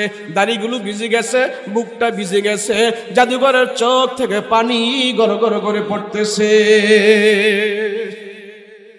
রাহমাতুল লিল আলামিন বলে, ভাই তোমার বাড়ি কই, কোত্থেকে আসলা, কারণ কি, এখানে কান্না করো, কারণ কি, কি ব্যাপার? আমি পয়গম্বর কোনো কষ্ট দিয়েছি কিনা তোমাকে বলো, কেন এখানে তুমি কান্না করো, কারণটা কি, তোমার চোখে পানি কেন? আমি পয়গম্বর কারো চোখের পানি সহ্য করতে পারি না। দুনিয়াতে কারো চোখ থেকে পানি বের হওয়ার জন্য আমাকে আল্লাহ দুনিয়াতে পাঠায় নাই, মানুষের চোখের পানি মুছার জন্য আমি নবী দুনিয়াতে আসছে। ও ভাই কেন কান্দো, কোত্থেকে আসলা, তোমার বাড়ি কই, কি তোমার পরিচয়, কেন এখানে তুমি কান্না করো, কারণটা কি? তোমার কি খাদ্যের অভাব না বাসস্থানের অভাব না তোমার বস্ত্রের অভাব, কিসের অভাবে তুমি কান্না করো? আমার কাছে বলো, আমি পয়গম্বর তোমার অভাব মোচন করার জন্য চেষ্টা করব। ওই লম্বা জাদুঘর দাঁড়িয়ে দাঁড়িয়ে শুধু কান্না করে, চোখের পানি ফেলে ফেলে কান্দে। রাহমাতুল লিল আলামিন বলে, ভাইরে কেন কান্না করো আমি বুঝতেছি না, আমার দ্বারা তুমি কোনো আঘাত পেয়েছো কিনা বলো। ওই জাদুঘর ডাক দেয়া বলে, না মুহাম্মদ, না না না, আমি কোনো কষ্ট পাই নাই, আঘাত পাই নাই, আমি তোমাকে কোনোদিন সরাসরি দেখি নাই, তোমার জবানের কোরআনের তেলাওয়াত আমি কোনোদিন শুনি নাই। আজকে আমি শুনেছি তোমার জবান থেকে আমি কালামুল্লাহর তেলাওয়াত গুলো আমি দাঁড়িয়ে দাঁড়িয়ে শুনেছি। ও মুহাম্মদ, আবু জাহেল ওতবা সাইবা তারা আমাকে পাঠিয়েছে তোমার বিরুদ্ধে অপবাদ দেওয়ার জন্য। আমি নবী দাঁড়িয়ে দাঁড়িয়ে তোমার জবান থেকে আল্লাহর কালামের তেলাওয়াত গুলো শুনেছি। হয়তো তুমি আমার নাম অনেক শুনেছো, কিন্তু আমার চেহারাটা তুমি দেখো নাই। এই জমিনে আমি জাদুবিদ্যায় পারদর্শী, জাদুর অনেক মন্ত্র জানে, আমার কাছে বহু জাদুবিদ্যা আছে, আমি অনেক মানুষকে জাদুবিদ্যা শিখাই। আমার অন্তরে যত কুফরি মন্ত্র আছে সব কুফরি মন্ত্র নিয়ে আজকে তোমার কালামের তেলাওয়াত গুলো আমি শুনেছি। মুহাম্মদ, তোমার জবানের কোরআনের তেলাওয়াত আমার দিলের ভিতরে ঢুকে গেছে। আমার দিলের ভিতরে যত জাদুর মন্ত্র ছিল, কুফরি মন্ত্র ছিল, সব কুফরি মন্ত্রগুলো ধুয়া মুইসা পরিষ্কার করিয়া তোমার কোরআনের তেলাওয়াতের কারণে এই মুহূর্তে আমার দিলের ভিতরে কোনো জাদুবিদ্যা নাই, জাদু আমি পারদর্শী না। এখন আমার দিলের ভিতরে আল্লাহর কালাম ঢুকে গেছে, সব কুফরি মন্ত্রগুলো ধুয়া মুইসা পরিষ্কার করিয়া আমার অন্তরের ভিতরে হেদায়েতের নূর ঢুকে গেছে। মুহাম্মদ, আমার দিলে বিশ্বাস এই কালাম কোনোদিন জাদুর বিদ্যা হতে পারে না। তুমি যে আল্লাহর কালাম তেলাওয়াত করেছো, এগুলি কোনো মানুষের কথা নয়, কোনো কাহিনের ভাষা নয়, কোনো কবির কথা নয়, কোনো মানুষ এগুলি রচনা করতে পারে না। আমার দিল সাক্ষী দিতেছে আহকামুল হাকিমিন আল্লাহর কালাম, সত্যবাদীর কালাম, সত্য কথা। ও মুহাম্মদ, আবু জাহেলদেরকে খবর পাঠিয়ে দাও, তাদের কাছে আমি আর যেতে চাই না, তারা আমাকে এখানে পাঠিয়েছি তোমার বিরুদ্ধ করার জন্য। আজ থেকে আমি তোমার সঙ্গী হতে চাই, তুমি যদি আমার অনুমতি দাও, আমার হাতটা তোমার পবিত্র হাতের মধ্যে লাগায়া আমাকে তুমি পড়া দাও লা ইলাহা ইল্লাল্লাহু মুহাম্মাদুর রাসূলুল্লাহ সাল্লাল্লাহু আলাইহি ওয়াসাল্লাম। রাসূলকে আল্লাহ পাক বলেছেন আগে আপনি কোরআনের তেলাওয়াত করেন, ইয়াতলু আলাইহিম আয়াতিকা, আপনার উপরে যে আয়াত আমি নাজিল করেছি সেগুলো তেলাওয়াত করেন। আর আমরা হলাম তেলাওয়াতে পারদর্শী নয়, আমরা হলাম ব্যাখ্যা, মুফাসসির, ওয়াজ। বেটায় নামাজের 5টা সূরা জানে না, কিন্তু বড় বড় ফতুয়া জানে, আছে না? না, ছেলেও জানে না, মেয়েও জানে না, নিজেও জানে না, কিন্তু হুজুরদের বিরুদ্ধে ফতুয়া দেওয়ার বেলা 1 নাম্বার, তুই 1 নাম্বার শয়তান। কোরআন শরীফ তুই পড়তে জানো না, তেলাওয়াত জানো না, তুমি কিসের ফতুয়া দাও? আর যে রাসূলুল্লাহর উপরে আল্লাহ পাক প্রথম বললেন আপনি আগে তেলাওয়াত করবেন, এই তেলাওয়াত শুনে শুনেই কাফেরদের দিলের ভিতরে কোরআন যে এফেক্ট করবে, কোরআন যে তাদের মনকে নরম করবে, আর নরম দিলের ভিতরে আমি আল্লাহ হেদায়েতের বাতি জ্বালিয়ে দিব। আপনারা যারা মক্কায় গিয়েছেন, মদিনায় গিয়েছেন, দেখবেন অনেক লোক ইমাম সাহেবের পিছনে দাঁড়িয়েছে, নামাজ পড়তেছে আর অজস্র জোরে কান্না করতেছে, চোখ থেকে পানি বের হচ্ছে। এমনকি নামাজের ভিতরেই অনেক মুসল্লি মক্কা মদিনায় কোরআনের তেলাওয়াত শুনতে শুনতে কান্নায় অস্থির হয়ে যায়, গড়াগড়ি শুরু করে দেয়। জাহান্নামের আয়াতগুলো আসলে তাদের চোখের পানি ধরে রাখতে পারে না, হাউ মাউ করে তারা নামাজেই কান্না শুরু করে দেয়। আর আমরা তেলাওয়াত বুঝি না, অর্থ বুঝি না, কিন্তু ফতুয়া বুঝি। কথা বলেন ঠিক কিনা? তো নিজে তো পড়ি নাই, সন্তানকেও আমি কোরআন তেলাওয়াত কোরআনের জন্য, শিক্ষার জন্য আমার কোনো গুরুত্ব নাই। কথা বলেন ঠিক কিনা? আরো উল্টা বলে যে পোলাডারে চাইছিলাম মাদ্রাসায় পড়াইতে, আলেম বানাবো, মৌলবি বানাবো, কিন্তু হুজুর যুগ বিয়োগ করে দেখলাম যদি হেরে আলেম বানায়, বর্তমান যুগের যে চাহিদা, হ্যাঁ নিজেই খাইবো কি আর আমগুড়ি খাওয়াইবো কি? হ্যাঁ নিজেই তো চলতে পারতো না আলেম হইয়া, এর জন্য তারে ডাক্তার, ইঞ্জিনিয়ার, মাস্টার বানানোর নিয়ত করছি। আরে জাহেল, কত মাস্টার, কত ডাক্তার, কত ইঞ্জিনিয়ার, যে দেখো লক্ষ লক্ষ টাকা ইনকাম করে, মা বাবারে বাদ দেয় না, মা বাবারে ডাক্তার, ইঞ্জিনিয়ার, ব্যারিস্টারেরা মা বাবারে বৃদ্ধাশ্রমে নিয়ে দিয়ে আসে। কথা বলো ঠিক কিনা? মাদ্রাসায় গরিবের সন্তানকে পাওয়া যায়, মাদ্রাসায় গরিবের সন্তানকে পাওয়া যায়, আলহামদুলিল্লাহ। স্কুল কলেজ ভার্সিটিতে ধনীর সন্তানদেরকে পাওয়া যায়। আর এই সমাজের বৃদ্ধাশ্রমেও ধনীদের মা বাবাকে পাওয়া যায়, আলেমের মা বাবাকে পাওয়া যায় না। কথা বলেন ঠিক কিনা? খাই হোজা আলেম হলে খাইব কি? আমি আমার লগে আপনি এক সপ্তাহ ঘুরেন না আমার সাথে, খাওয়ানোর ঠালা আব্বা ডাকবেন যে আব্বা আমার আর খাওয়াইস না। খানার মালিক কে? আপনি কোন বলে হুজুর হইলে খায় না। এর বেটা হুজুর হইলে খায় না, না হুজুর হইলে খায় না, না হুজুর হইলে খায় না। রিজিকের মালিক কে? দান সম্পদ, বাড়ি গাড়ি ক্ষমতা সব কিছুর ঠিকই আল্লাহ রসুল বলেছেন এগুলি সম্পদ নয়, সম্পদ হইল আল্লাহর কাছে এলেম, কোরআন, হাদিস। কথা বলো ঠিক কিনা? দুনিয়ার সম্পদ তুমি পাহারা দিতে হয়, আর এলেম নামক সম্পদ তুমি পাহারা দিতে হবে না, তোমারে পাহারা দিবে। কথা বলো ঠিক কিনা? এলেম হলো সবচেয়ে বড় সম্পদ।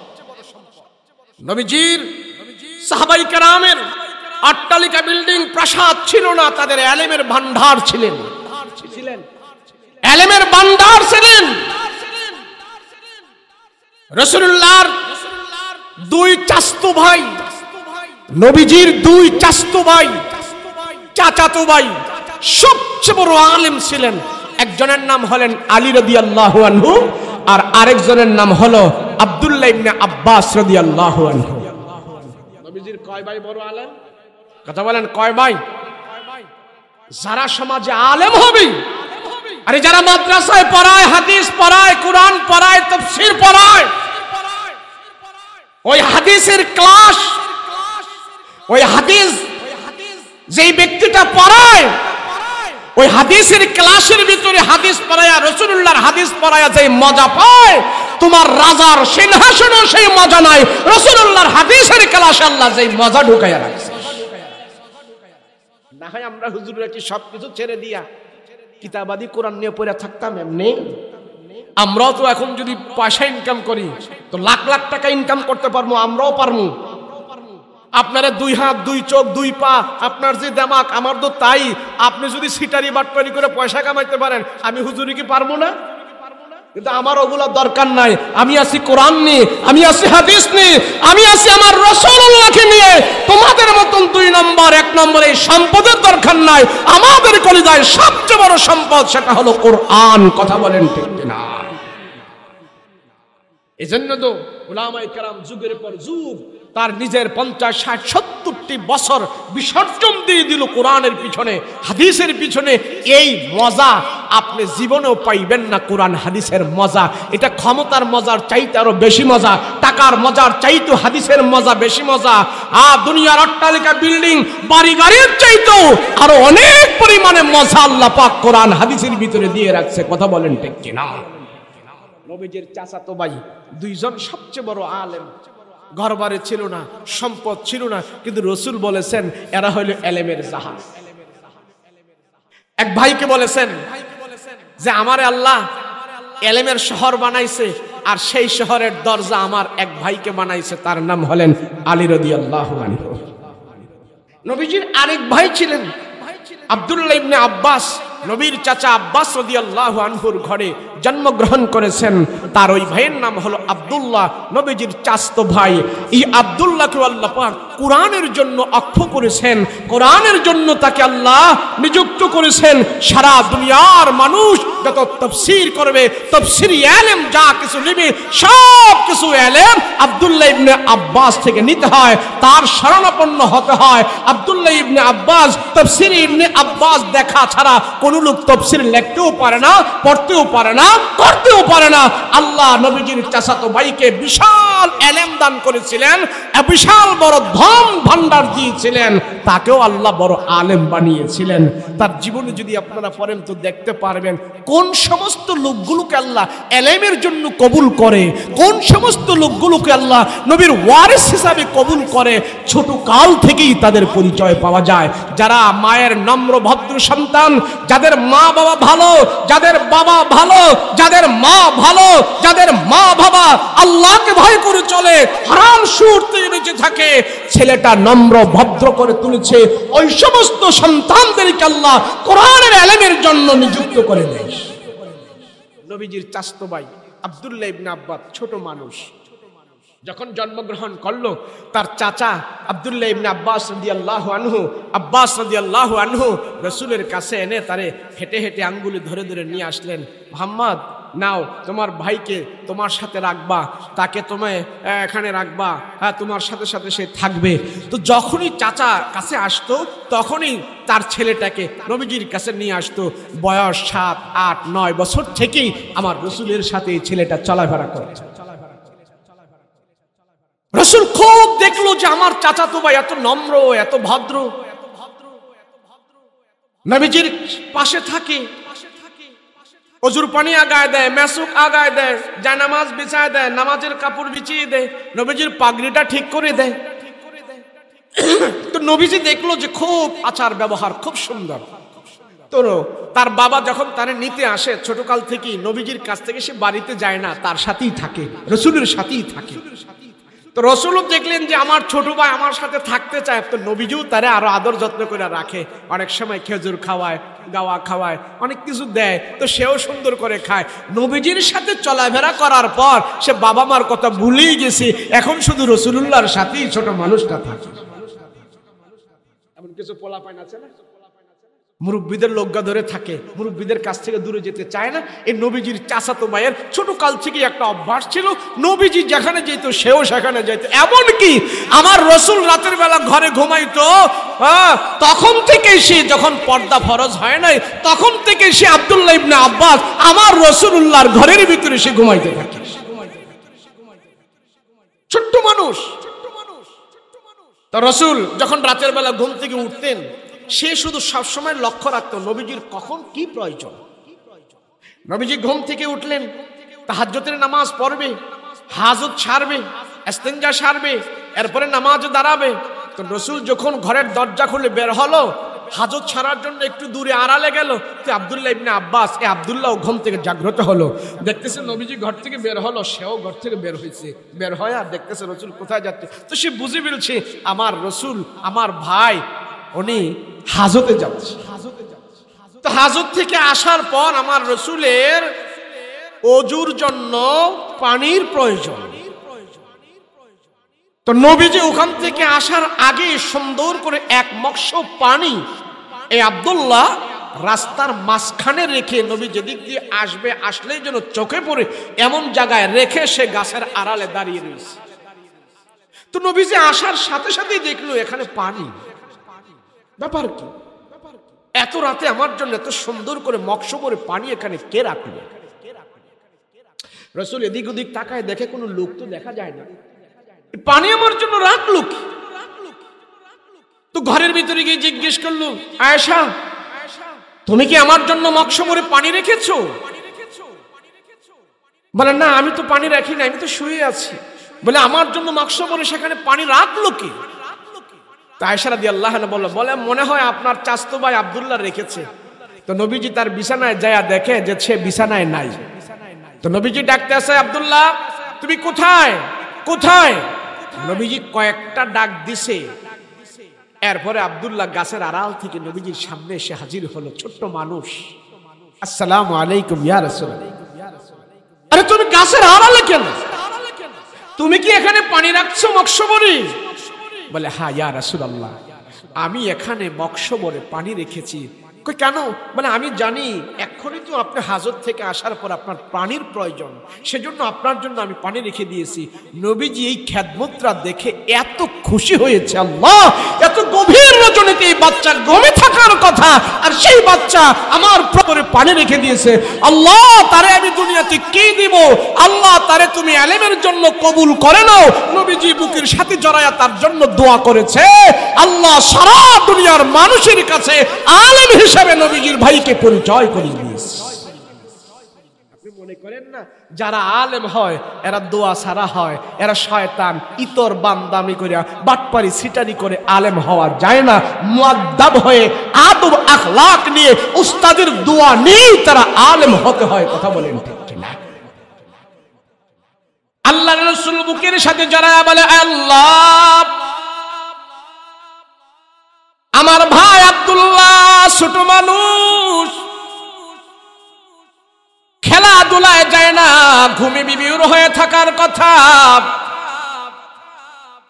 আল্লাহ সে ঘুমায় না, আমার প্রয়োজন কি, আমার হাজত কি, তা দেখার জন্য সে আমার খেদমতের জন্য পাগল হয়ে যায়।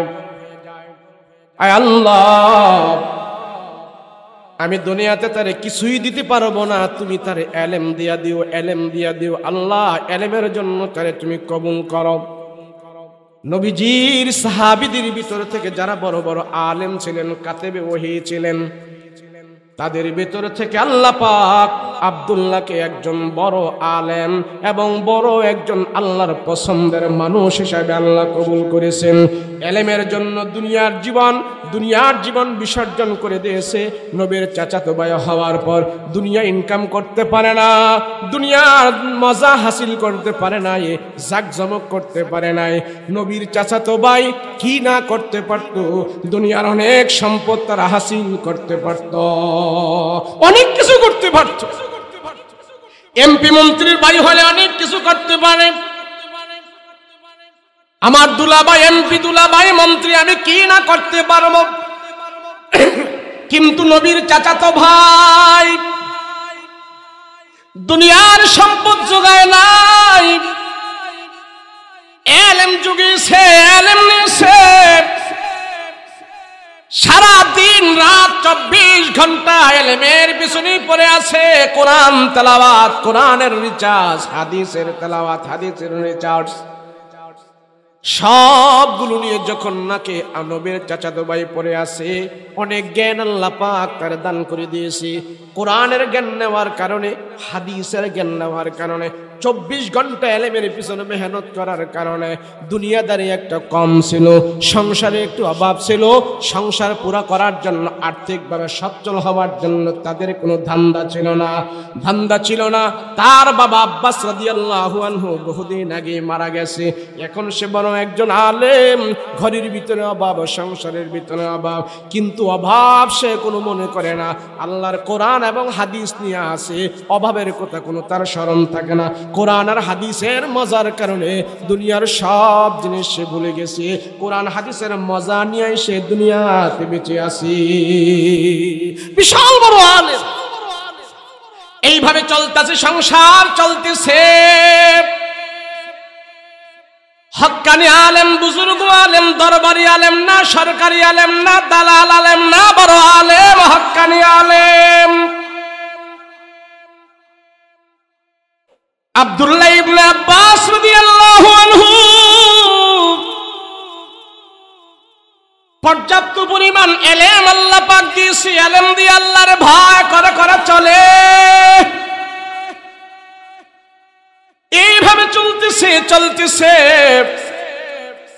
হাদিসের খেদমত করতেছে, কোরআনের খেদমত করতেছে। একদিন তার বাবা কবর থেকে স্বপ্নে যোগে দেখাইতেছে, রে আব্দুল্লাহ, আমি বাবা কবরের ভিতরে আছে, দুনিয়ার জগৎ ছেড়ে কবরে চলে আসে। নবীর চাচা তার স্বপ্নে দেখাইতেছে তার সন্তানকে, এ আব্দুল্লাহ, তুমি আর দুনিয়াতে থাইকো না, দুনিয়াতে থাকার দরকার নাই, তুমি আমার কাছে চলে আসো, কবরের মধ্যে চলে আসো।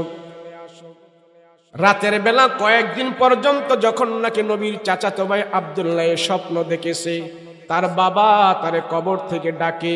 উনি হইলেন দুনিয়ার সবচেয়ে বড় একজন আলেম, আর আলেমের বাবা কবর থেকে ডাকতেছে চলে যাওয়ার জন্য।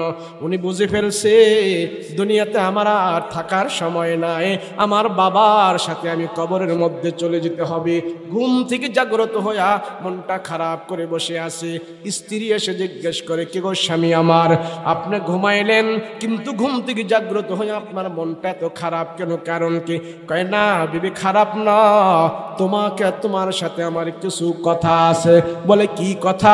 বলে কি কথা? বলে কথা হইল, মনে হয় আমি আর দুনিয়ার জমিনে বেশি দিন থাকবো না, তোমাকে নিয়ে আমি ঘর সংসার করেছি, যদি কোনো দুঃখ কষ্ট তোমাকে দিয়ে থাকি, এ বিবি তুমি আমারে ক্ষমা করে দিবা। আমি রাতের বেলা স্বপ্নে দেখেছি আমার বাবা আমারে কবর থেকে ডাকে, আর তার এই স্বপ্নের ব্যাখ্যা হলো, কবর থেকে যদি কোনো মানুষ তার কাছে ডাকে, কবরে যাওয়ার জন্য ডাকে, ব্যাখ্যা হলো দুনিয়ার জমিনে সে কোনোদিন আর বেশি দিন বেঁচে থাকবে না, অচিরেই সে কবরের জগতে চলে যাবে। এ বিবি আয় আয়, আমি তোমাকে দুইটা নসিহত করব। একটা নসিহত হইল, তোমার পেটের ভিতরে যে আমার সন্তান আছে, আমার গর্ভের সন্তান আছে, আমার ওরসজাত সন্তান তোমার গর্ভের ভিতরে আছে, আমি যদি দুনিয়াতে চলে যাই, এই সন্তান যদি দুনিয়াতে আসে, আমি তোমার উপরে নসিহত করতেছি, এই সন্তানকে তুমি কোরআনের খাদেম বানাইবা, কোরআনের বড় একজন আলেম বানাইবা, আর আমার মৃত্যুর পরে একজন মুরব্বী আলেম দেখা, পাকনা দাড়িওয়ালা মানুষ দেখা আমার জানাজার নামাজ তুমি পড়াইতে দিবা। এই দুইটা নসিহত স্বপ্নে দেখছি রাতের বেলা। আমরা স্বপ্ন দেখি না, দেখি না, কিন্তু আমাদের স্বপ্ন যেন তেন স্বপ্ন, আর সাহাবীদের স্বপ্ন কি এক স্বপ্ন? আমাদের মাঝে আমরা স্বপ্ন দেখি, আমাদের স্বপ্নটা তিন প্রকার। কয় প্রকার? কথা বলেন, কয় প্রকার? তিন প্রকার আমাদের স্বপ্ন, মনে রাখবেন। একটা হইল শয়তানি, একটা হইল খেয়ালি, আর একটা হইল শয়তানি, আর একটা হইল রহমানি। স্বপ্ন কয় প্রকার? জোরে বলেন না, কয় প্রকার? মনে রাখবেন, স্বপ্ন তিন প্রকার। একটা হইল খেয়ালি, আর একটা হইল শয়তানি, আর একটা হলো রহমানি। খেয়ালি শয়তানি কোনটা? খেয়ালি স্বপ্ন কোনটা? খেয়ালি স্বপ্ন হলো, আপনি দিনের বেলা বেশি করে টাকা গনেন, খালি লাভের লাভ, লাভের লাভ, টাকা গনেন। এখন রাতের বেলা বিবির সাথে ঘুমাইয়াও আপনি খালি টাকা গনেন, লাভের লাভ, লাভের লাভ। এটা হইল শয়তানি, এটা হইল খেয়ালি। এটা কি? আর আরেকটা হলো শয়তানি। শয়তানি স্বপ্ন কি? হুজুর আসছে, হুজুর আসছে নাকি? আরেকটা হলো শয়তানি। এক লোক রাতের বেলা স্বপ্নে দেখলো, সে রাতের বেলা স্বপ্নে দেখছে 60টা কোরআন শরীফের ভিতরে প্রস্রাব করে দিচ্ছে। কয়টার ভিতরে? এই কথা কন না, কয়টায়? 60টা। 7 কোরআন শরীফে যখন প্রস্রাব করে দিছি, বেটা তো ঘুম থেকে উইটা হাই হাই রে, করলাম কি? আমি শেষ, আমি শেষ। ওরে খোদা, আমারে কি করলা তুমি? আমি কোরআন শরীফে প্রস্রাব করছি। এখন এমন কান্না শুরু করছি, বিবি আইসা কয় ব্যাপার কি? কইস না বিবি, আমি শেষ, আমি শেষ। বলে আরে কেমনে শেষ? ঘুমের থেকে উঠে কয় শেষ, শেষ। কি হইছে? আরে যদি বাংলা বইটা হইতো তাহলে একটা কথা ছিল, 7টা কোরআন শরীফের মধ্যে আমি প্রস্রাব করে বইরালিস,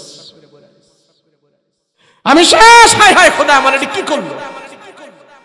তো বিবি কয়, এই রাতের বেলা মানুষ কত কিছু স্বপ্নে দেখে, আন্তাজে গুন্দাজে কান্দা টান্দি কইরেন না। আমাদের এখানে বড় হুজুর আছে, হুজুরের কাছে একটু জিজ্ঞেস করেন এর অর্থ কি, কি দেখছেন আপনি? বেটায় তো খাওয়া দাওয়া সব বন্ধ করে দিছে, রাতের বেলা 7 কোরআন শরীফে প্রস্রাব করে দিছে।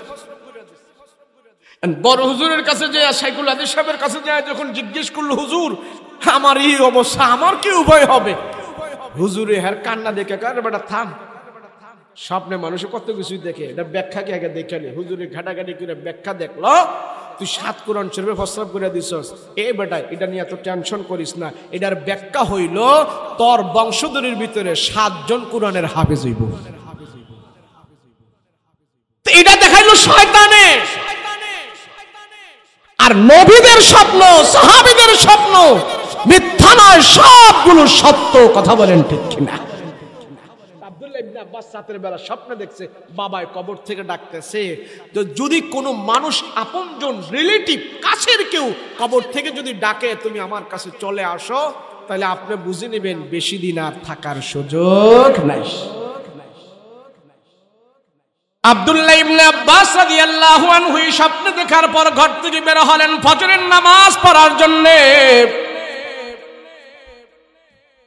ফজরের নামাজ পড়ার জন্য ঘর থেকে বের হওয়ার পর দরজার সামনে দেখতেছেন গাছের উপরে একটা সবুজ রঙের পাখি ডাকাডাকি করতেছে।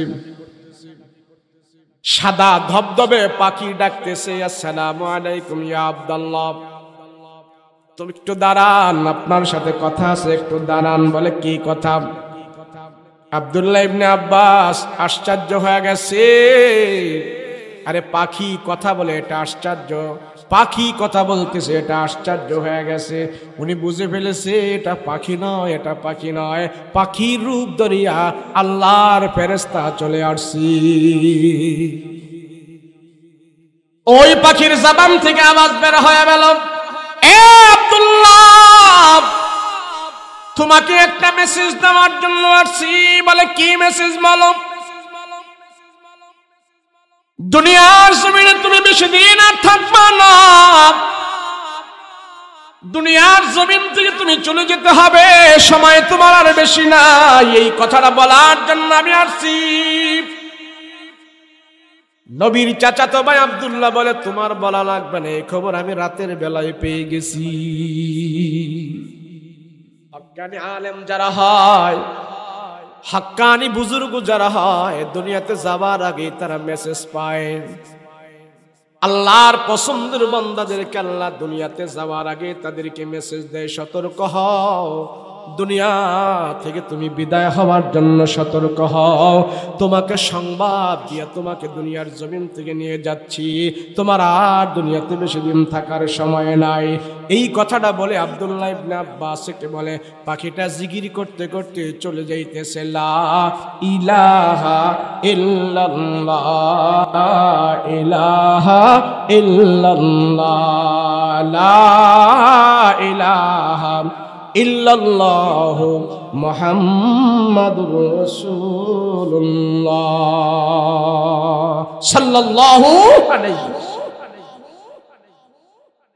আব্দুল্লাহ ইবনে আব্বাস থেকে পাখিটা বিদায় হয়ে যায়, জিকির করতে করতে বিদায় হয়ে যায়, আর বলে যায়, ও আব্বাসের সন্তান, আমি এখন চলে যাচ্ছি, আমি আবার তোমার কাছে আসবো, তবে এখন নয়, মৃত্যুর পরে। এই জগৎবাসীকে তোমার পরিচয় ধরে তোলার জন্য আমি তোমার কাছে আবার আসবো, তবে তুমি জীবিত থাকতে নয়, তোমার মৃত্যুর পরে আমি আবার তোমার কাছে আসবো, তোমার ইন্তেকালের পরে আমি পাখি আবার আসবো। কিছুদিন পরে আব্দুল্লাহ ইবনে আব্বাস মৃত্যুর কোলে ঢলে পড়ে যায়। বিবিকে নসিহত করে গেল পেটের সন্তানকে কোরআনের খাদেম বানানোর জন্য, আর মৃত্যুর পরে বৃদ্ধ একজন মানুষ দেয়া জানাজার নামাজ পড়ানোর জন্য। বিবি মৃত্যুর পরে রাস্তায় বের হয়ে গেছি, পাকনা দাড়িওয়ালা পাকনা চুলওয়ালা মুরব্বী হুজুর খোঁজার জন্যে। খুঁজতে খুঁজতে যায় বিবি একজনকে পাইলেন, পাওয়ার পর গোসল দিয়া জানাজার নামাজ পড়ানোর জন্য সব মানুষেরা যখন নাকি খাটিয়ার সামনে দাঁড়াইলো, নবীর চাচাতো ভাইয়ের লাশ খাটিয়ার উপরে, আর মানুষেরা সবাই জানাজার নামাজ পড়ার জন্য দাঁড়িয়েছি। যখন জানাজা শুরু করবি তার আগ মুহূর্তে একটা পাখি আসলো। পাখি আইসা আব্দুল্লাহ ইবনে আব্বাসের কাপড়ের কাপড়গুলো ঠোকরায় ঠোকরায় মাথার কাছ দিয়ে খুলতে আরম্ভ করলো। কাপড়টা খুইলা পাখিটা হঠাৎ করে কাপড়ের ভিতরে ঢুকে গেছি। জানা মানুষগুলো অবাক হয়ে তাকিয়ে আছে। হাইরে, এই জামানার বড় আলেম দুনিয়া থেকে বিদায় হয়েছে, তার কাপড়ের ভিতরে এত সুন্দর ধবধবে সবুজ পাখি চলে গেল, কারণ কি, কই গেল? সবাই আবার এসে দেখতেছি পাখি কোথায় কোথায়, কেউ পায় না। লাশের কাছে যখন দাঁড়াইলো সবাই একটা আওয়াজ শুনতে পাইল। নবীর চাচাতো ভাই হক্কানি আলেম, বড় আলেম, তার কাপড়ের ভিতরে থেকে কোরআনের আয়াত তেলাওয়াত হইতেছে, তেলাওয়াত করতেছে, আর সবাই মনোযোগ সহকারে শুনতেছে। পাখির জবান থেকে তেলাওয়াত হইতেছে, ইয়া আইয়াতুহান নাফসুল মুতমাইন্নাহ ইরজিই ইলা রাব্বিকি রাদিয়াতাম মারদিয়া ফাদখুলি ফি ইবাদি ওয়াদখুলি জান্নাতি। আল্লাহু আকবার। এ মুমিন, আল্লাহ পাখি দিয়া তার আত্মার প্রশংসা করেছে, সেটা পাখি নয়। জান্নাত থেকে ফেরেশতা পাঠিয়ে দিয়েছে, আল্লাহর কাছ থেকে ফেরেশতা পাঠিয়ে দিয়েছে, যাও যাও এই দুনিয়ার জমিন থেকে আজকে যিনি বিদায় হয়ে চলে গেল উনি কোরআনের একজন আলেম ছিলেন, কোরআনের একজন খাদিম ছিলেন। শুধু কোরআনের খাদিম ছিল না, নবীজির সাথে থেকে থেকে ইলম গ্রহণ করেছে। এই বড় আলেমের অন্তরটা, আত্মাটা, দিলটা এমন পবিত্র ছিল। আমি আল্লাহ এই পবিত্র আত্মার জন্য প্রশংসা করতেছি। এ পাখি তুমি সবাইকে যা জানাই দিয়ে আসো। ফিরিস্তাকে পাখির বেশে আব্দুল্লাহ ইবনে আব্বাসের কাপড়ের ভিতরে পাঠিয়ে দিছি। আর পাখি বলতেছে, এই দেহর এই মৃত্যু ব্যক্তি যে ইন্তেকাল করলো নবীর চাচাতো ভাই আব্দুল্লাহ, জানো কেমন মানুষ ছিল। তার অন্তরের ভিতরে আল্লাহর ভয় ছিল, তার অন্তরটা একবারে পাক ছিল। এই অন্তরের প্রতি আল্লাহ রাজি আর খুশি। আল্লাহ ডাক দেয়া বলে, ইয়া আইয়াতুহান নাফসুল মুতমাইন্না ইরজিই ইলা রাব্বিকা রাদিয়াতাম মারদিয়া।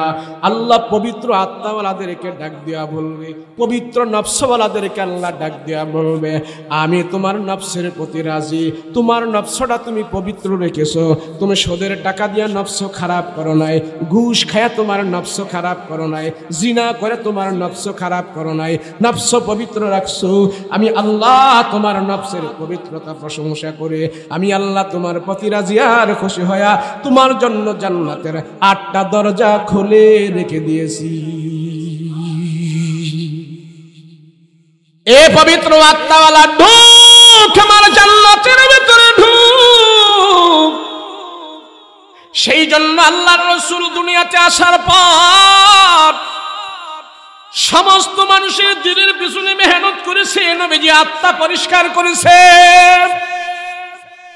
নবীজি 13 বছর মক্কার জাহেলদের পিছনে দাওয়াতের মেহনত করেছে। 1, 2, 3 নয় 13 বছর মেহনত করে করে তাদের দিলের ভিতরে আল্লাহর ভয় ঢুকাইছে, তাদের দিলের ভিতরে আখিরাতের ভয় ঢুকাইছে। সেই জন্য আল্লাহর রাসূল বলেন, আত্মা পরিষ্কার করো, আত্মা পরিষ্কার করো। এই আয়াত আরেকটা ব্যক্তির শানেও নাজিল হয়েছে, তিনি হলেন নবীর প্রিয় সাহাবী আবু বকর রাদিয়াল্লাহু আনহু। রাসূল বলে, আবু বকর তোমার আত্মার প্রশংসা করে আল্লাহ পাক কোরআনের আয়াত নাজিল করে দিয়েছে। আর এই আয়াতগুলো তোমাকে কেন্দ্র করে तमाम পৃথিবীর মানুষকে জানাই দিয়েছি। আবু বকরকে ডাক দেয়া বলে, আবু বকর তোমার আত্মা পবিত্র, তোমার দিল পবিত্র। সেই জন্য জান্নাতের 8টা গেট থেকে আবু বকরকে ডাকাডাকি করবে, হালুম্মা ইয়া আবা বকরিন, হালুম্মা ইয়া আবা বকরিন। হে আবু বকর আপনি আমার গেট দিয়ে জান্নাতের ভিতরে ঢুকেন।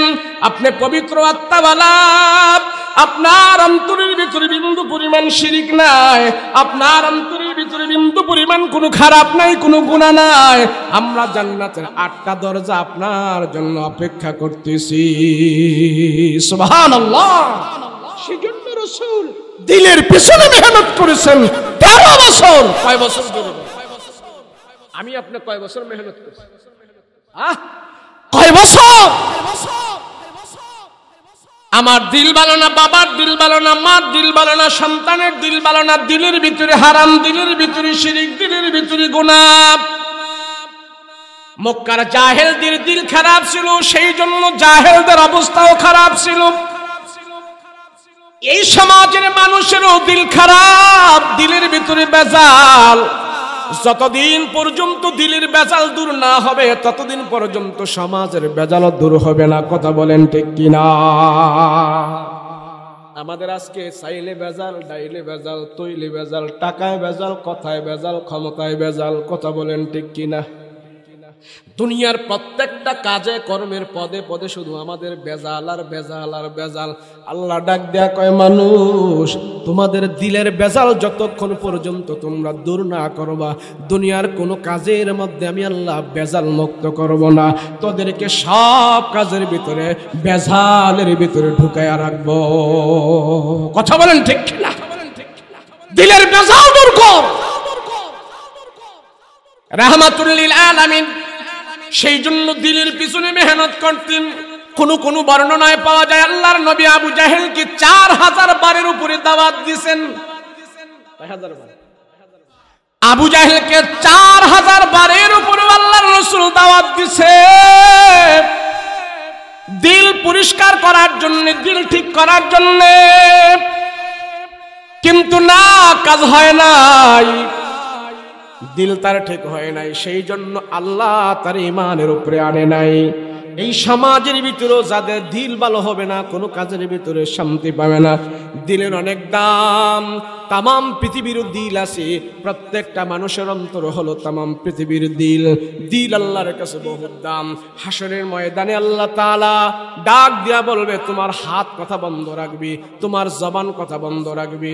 আল্লাহ বলবেন, ওহসিলা মা ফিস সুদূর, তোমার দিলটাকে হাসরের ময়দানে টুকরা টুকরা করে ভেঙে ফেলা হবে। ওই দিলের ভিতরে থেকে আওয়াজ বের হবে, আল্লাহ এ গাফেল ছিল, ও জাহেল ছিল, ইসলামের দুশমন ছিল, মুনাফিক ছিল, নামাজ পড়ে নাই, রোজা করে নাই, আমার দিল, আমি হইলাম তার দিল, আমি তার ব্যাপারে সাক্ষী দিতেছি। দিল ঠিক করো। দিলের অনেক দাম, দিলের অনেক দাম। কোরআনে কারীমের দিল আছে। কোরআনে কারীমের দিল হলো সূরা ইয়াসিন। যে একবার তেলাওয়াত করবি আল্লাহ তার 10 খতমের কোরআনের সওয়াব দান করবে। কেননা সেই কোরআনের দিল তেলাওয়াত করে ফেললো। মানুষের যেমন দিল বড় দামি, কোরআনের দিলও সবচেয়ে বেশি দামি। কোরআনের দিল হলো সূরা ইয়াসিন। সেই জন্য আল্লাহ ডাক দিয়া কয়, আল্লাহ পাক 9 থেকে 8টা কসম করে কয়, আল্লাহ ডাক দিয়া কয়, والشمس وضحاها والقمر إذا تلاها والنهار إذا جلاها والليل إذا يغشاها। এইভাবে আল্লাহ কসম করতে করতে যায় বলে, ও বান্দা, তোমার দিলের ব্যাপারে আমি আল্লাহ কসম খায়া বলি, তোমার দিলটা যখন তুমি পবিত্র রাখবে, তোমার আত্মা যখন তুমি পবিত্র রাখবে, তুমি হত দরিদ্র হতে পারো, তুমি হত গরিব হতে পারো, তোমার দিল পরিষ্কার করার কারণে আমি আল্লাহ তোমার জন্য জান্নাতের দরজা খুলে রাখবো, জান্নাতের দরজা খুলে রাখবো।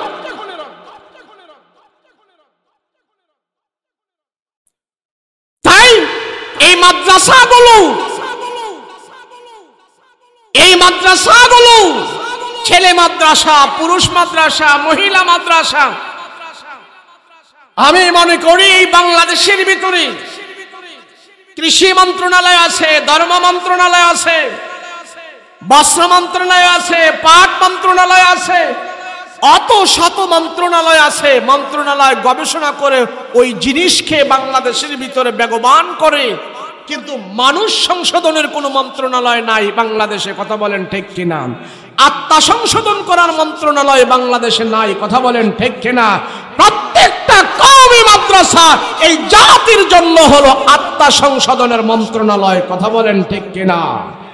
কেমনে আমার সন্তানেরা এখানে সূরা ইয়াসিন পড়বে, কোরআন তেলাওয়াত করবে, আমার মেয়েটা এখানে কোরআন তেলাওয়াত করবে। আহারে, এই সমাজ জাহালাতের সমাজের ভিতরে যে ডুবে গেছে, এই সমাজের ভিতরেও জাহালাতের সমাজের খাসিলত পাওয়া যায়। ওই জাহালাতের সমাজে এমন এমন প্রথা ছিল, মেয়ে সন্তান জন্মগ্রহণ করলে বাবার চেহারা কালো হয়ে যেত, বাবার মনটা খারাপ হয়ে যেত। 1-2টা মেয়ে সন্তান জন্মগ্রহণ করলে ওই জাহালাতের যুগে এই মানুষটাকে সমাজ থেকে আলাদা করে ফেলতো, তাকে সবাই বর্ষণা দিত, তোমার রাশি ভালো না, তুমি কুরাইশা, তোমার থেকে বংশ বিস্তার হয় না, তুমি, তোমার ঘরে শুধু মেয়ে হয়, মেয়ে হয়। মেয়ে হওয়াটাকে সমাজের ভিতরে না ডিসক্রেডিট মনে করতো। ওই জাহালাতের কথা আজকেও এই সমাজে আরম্ভ হয়ে গেছে। কথা বলেন ঠিক কিনা? যে মেয়ের, যে বিবির ঘরে 2টা 3টা 4টা মেয়ে হয়, বাবায় স্বামী সিগন্যাল দিয়ে দেয়, তোমার ঘরে যদি আরেকটা মেয়ে হয় তাহলে তোমাকে রেখে আমি আরেকটা বিয়ে করতে বাধ্য হব, না হয় তোমাকে আমি তালাক দিতে বাধ্য হব। কথা বলেন ঠিক কিনা? এই আছে কিনা? নাই। এই সমাজেও কুলাঙ্গার জাহেলরা মেয়ে হওয়াটাকে তারা অসম্মানীয় মনে করতেছে। আরে মেয়ে কি বিবির দোষে হয়? মেয়ে কি তোর বউর দোষে হয়? মেয়ে তো বেটা তোর দোষে হয়। কথা বলেন ঠিক কিনা? আর রাসূল বলেছে, জানো তোমার একটা মেয়ে হয়েছে, ওই জাহালাতের প্রথাকে ছিন্ন করে আমার রাসূল নারী জাতির মর্যাদা ইজ্জত বুলন্দিত করেছে। রাসূল বলেন, তোমার ঘরে যেন প্রথম মেয়ে হয়, তুমি আল্লাহর কাছে দোয়া করবা। আমার রাসূলের ঘরেও মেয়ে হয়েছে, আমি নিজে ভাগ্যবান, তোমরাও দোয়া করবা যেন প্রথম মেয়ে সন্তান হয়। রাসূল বলেন, যার ঘরে প্রথম মেয়ে সন্তান হইল, আল্লাহ তার ভাগ্যের দরজা খুলে দিল। রাসূল বলেন, একটা মেয়ে হয়েছে, আল্লাহ তোমার জন্য একটা জান্নাত নিযুক্ত করে ফেলেছে। দুইটা হয়েছে, দুইটা জান্নাতের মালিক তোমাকে বানিয়ে দিয়েছে। তিনটা জান্নাত, তিনটা মেয়ে হয়েছে, তোমার জন্য আল্লাহ পাক তিনটা জান্নাত উন্মুক্ত করে দিয়েছেন। সুবহানাল্লাহ। কোন ছেলের ব্যাপারে ঘোষণা আছে? আরে জাহালাতের যুগের মানুষেরা নারী জাতিকে মদের বোতলের মতন পান করা, মদের বোতল পান কইরা, মদ খাইয়া মধুটিরা বোতল আর সাথে রাখেন, এটার ফিক্কাটা ফেলে দেয়।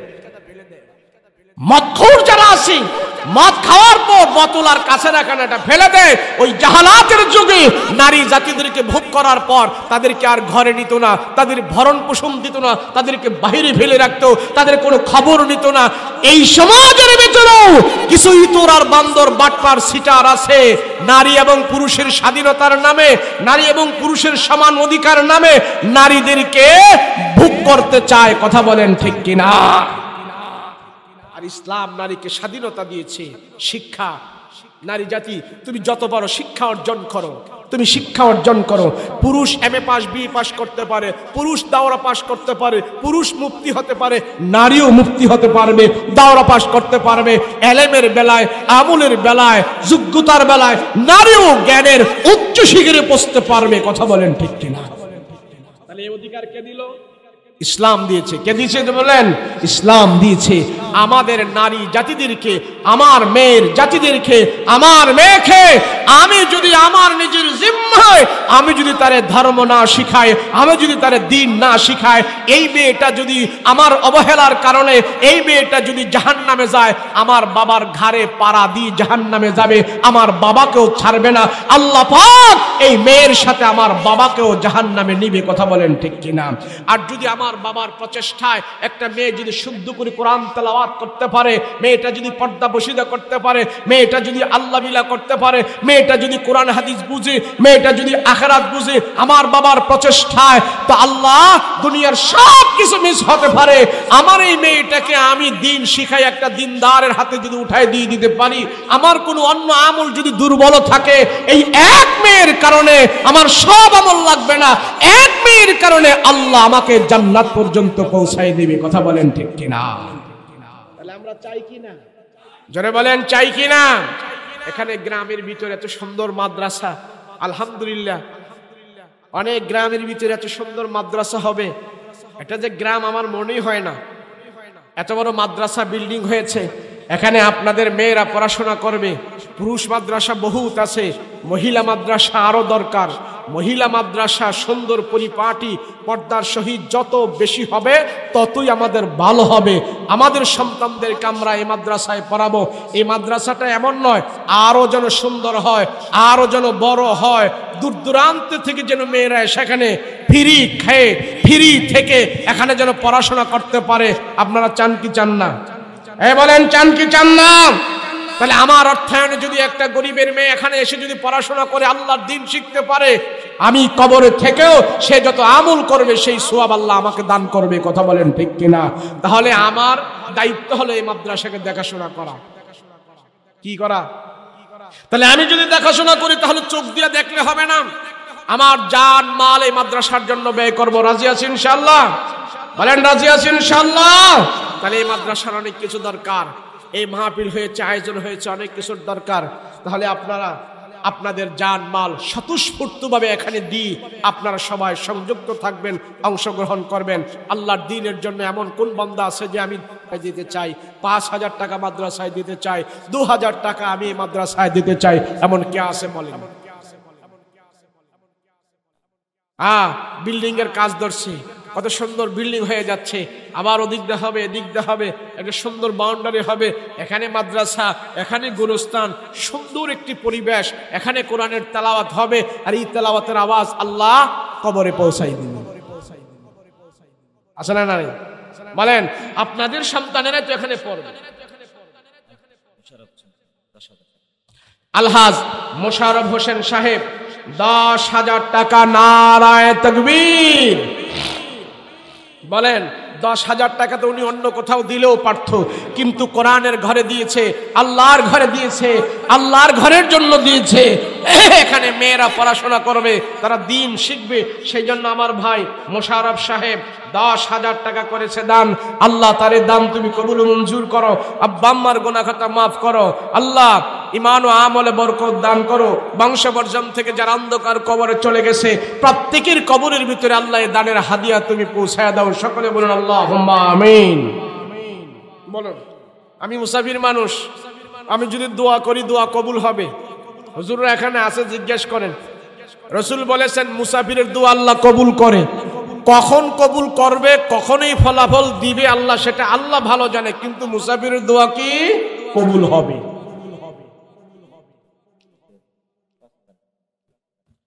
আনোয়ার হোসেন ভাই কৃষি অফিসার, ভাই মোহাম্মদ আনোয়ার হোসেন কৃষি অফিসার 5,000 টাকা নগদ দান করেছেন। সকলে বলুন আল্লাহুম্মা আমিন। আল্লাহ আনোয়ার ভাইয়ের জানে মালে বরকত দাও, আব্বা আম্মার গুনাহ খাতা মাফ করে দাও, সমস্ত বালা মুসিবত থেকে হেফাজত করে দাও, দুশমনের দুশমনি থেকে হেফাজত করে দাও, জালেমের জুলুম থেকে হেফাজত করে দাও। বংশবর্জন থেকে যারা অন্ধকার কবরে চলে গেছে, প্রত্যেকের কবরের ভিতরে আল্লাহ তুমি নেক পৌঁছে দাও, তাদের কবরের আযাব বন্ধ করে দাও। সকলে বলুন আল্লাহুম্মা আমিন। আর কে আছে বলেন? রুকাইয়া সিদ্দিকা 10,000 টাকা। নারে তাকবীর। আল্লাহ তোমার এক বান্দি মহিলা মানুষ রুকাইয়া সিদ্দিকা 10,000 টাকা। বলেন আমিন। আল্লাহ তোমার এই বান্দার দান তুমি কবুল মঞ্জুর করো। আল্লাহ মহিলা মানুষ 10,000 টাকা দান করেছেন কোরআনের ঘরে। আল্লাহ তোমার ঘরে কোরআনের জন্য 10,000 টাকা দান করেছে। আল্লাহ তাকে তুমি দুনিয়া আখিরাতে কবুল করে নাও, তার দানের হাদিয়া সোনার মদিনায় পৌঁছিয়ে দাও। আব্বা আম্মার গুনাহ খাতা মাফ করো, সমস্ত বালা মুসিবত থেকে হেফাজত করো। বলেন আল্লাহুম্মা আমিন। আর কি আছে বলেন? বলেন মাস্টার সাহেব 2,000 টাকা। আব্দুল মান্নান মাস্টার সাহেব নগদ 2,000 টাকা দান করেছেন। সকলে বলুন আল্লাহুম্মা আমিন। আল্লাহ আপনি দান কবুল করেন। আল্লাহ আপনার দ্বীনের ঘরের জন্য, কোরআনের ঘরের জন্য, মাদ্রাসার জন্য, যেখানে আপনার কোরআন হাদিস গবেষণা হয়, সেই কোরআনের জন্য 2,000 টাকা দান করেছেন আব্দুল মান্নান সাহেব। আল্লাহ আপনি কবুল মঞ্জুর করেন। সকলে বলুন আমিন। আব্বা আম্মার গুনাহ খাতা মাফ করেন। বলেন আমিন। কে আছে বলেন? 1,000, 2,000, 3,000, 500 কে আছে? তাড়াতাড়ি করেন। আব্দুল করিম ভাই 1,000 টাকা দিয়েছেন। আল্লাহ কবুল মঞ্জুর করেন। আল্লাহ সমস্ত বালা মুসিবত থেকে হেফাজত করেন। আব্বা আম্মার গুনাহ খাতা মাফ করেন। সকলে বলুন আল্লাহুম্মা আমিন। আনোয়ার কমিশনার 2,000 টাকা। আল্লাহ কবুল মঞ্জুর করেন। আল্লাহ সমস্ত বালা মুসিবত থেকে হেফাজত করেন। আল্লাহ জানে মালে বরকত দান করেন। আব্বা আম্মার গুনাহ খাতা মাফ করেন। বলেন আমিন। আর কে আছে? তাড়াতাড়ি করেন, হুজুর এখনই চলে আসবে। বলুন। আনিসুর রহমান ভাই, ওনার আব্বা আম্মা শাশুড়ির নামে 2,000 টাকা। আনিসুর রহমান ভাই আব্বা আম্মা এবং শাশুড়ির নামে 2,000 টাকা দান করেছেন। আল্লাহ কবুল মঞ্জুর করেন। বলেন আমিন। আল্লাহ সমস্ত বালা মুসিবত থেকে হেফাজত করেন। আব্বা আম্মাকে মাফ করেন, জানে মালে বরকত দেন, দানের হাদিয়া সোনার মদিনায় পৌঁছে দেন। সকলে বলেন আল্লাহুম্মা আমিন। শহীদুল ভাই, ভাই মোহাম্মদ শহীদুল 1,000 টাকা দান করেছেন। আল্লাহ কবুল মঞ্জুর করেন। আল্লাহ জানে মালে বরকত দেন, হায়াতে তয়্যিবা দান করেন। সকলে বলুন আল্লাহুম্মা আমিন। আর কে আছে বলেন? তাড়াতাড়ি করেন। 1,000, 2,000, 3,000, 4,000 কে আছে বলুন? হাজি আলহাজ মোহসেন আলী 2,000 টাকা। আলহাজ মোহসেন আলী, আলহাজ মোহসেন আলী সাহেব 2,000 টাকা দিয়েছেন।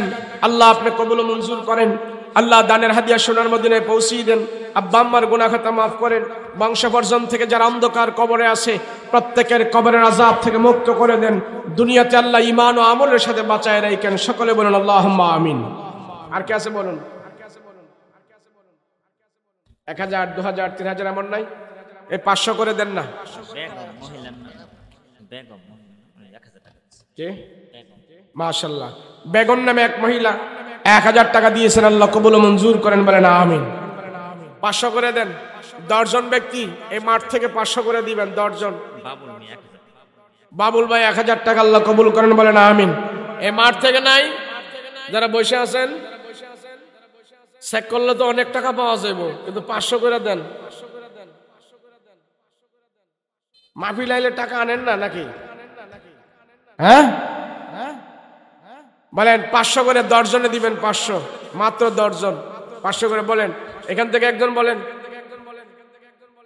মাশাআল্লাহ। কি নাম? একজন মহিলা 500 টাকা দিচ্ছে। আরে পুরুষ দিতেছে হেনতে কন্যা হেনে হইল না না। এক মহিলা 500 টাকা দিয়েছেন, আল্লাহ কবুল ও মঞ্জুর করেন, বলেন আমিন। মাশাআল্লাহ মাশাআল্লাহ। আমার এক ভাই দাঁড়িয়েছে, আল্লাহ কবুল করা, বলেন আমিন। আরে এমন লোক এখানে পাওয়া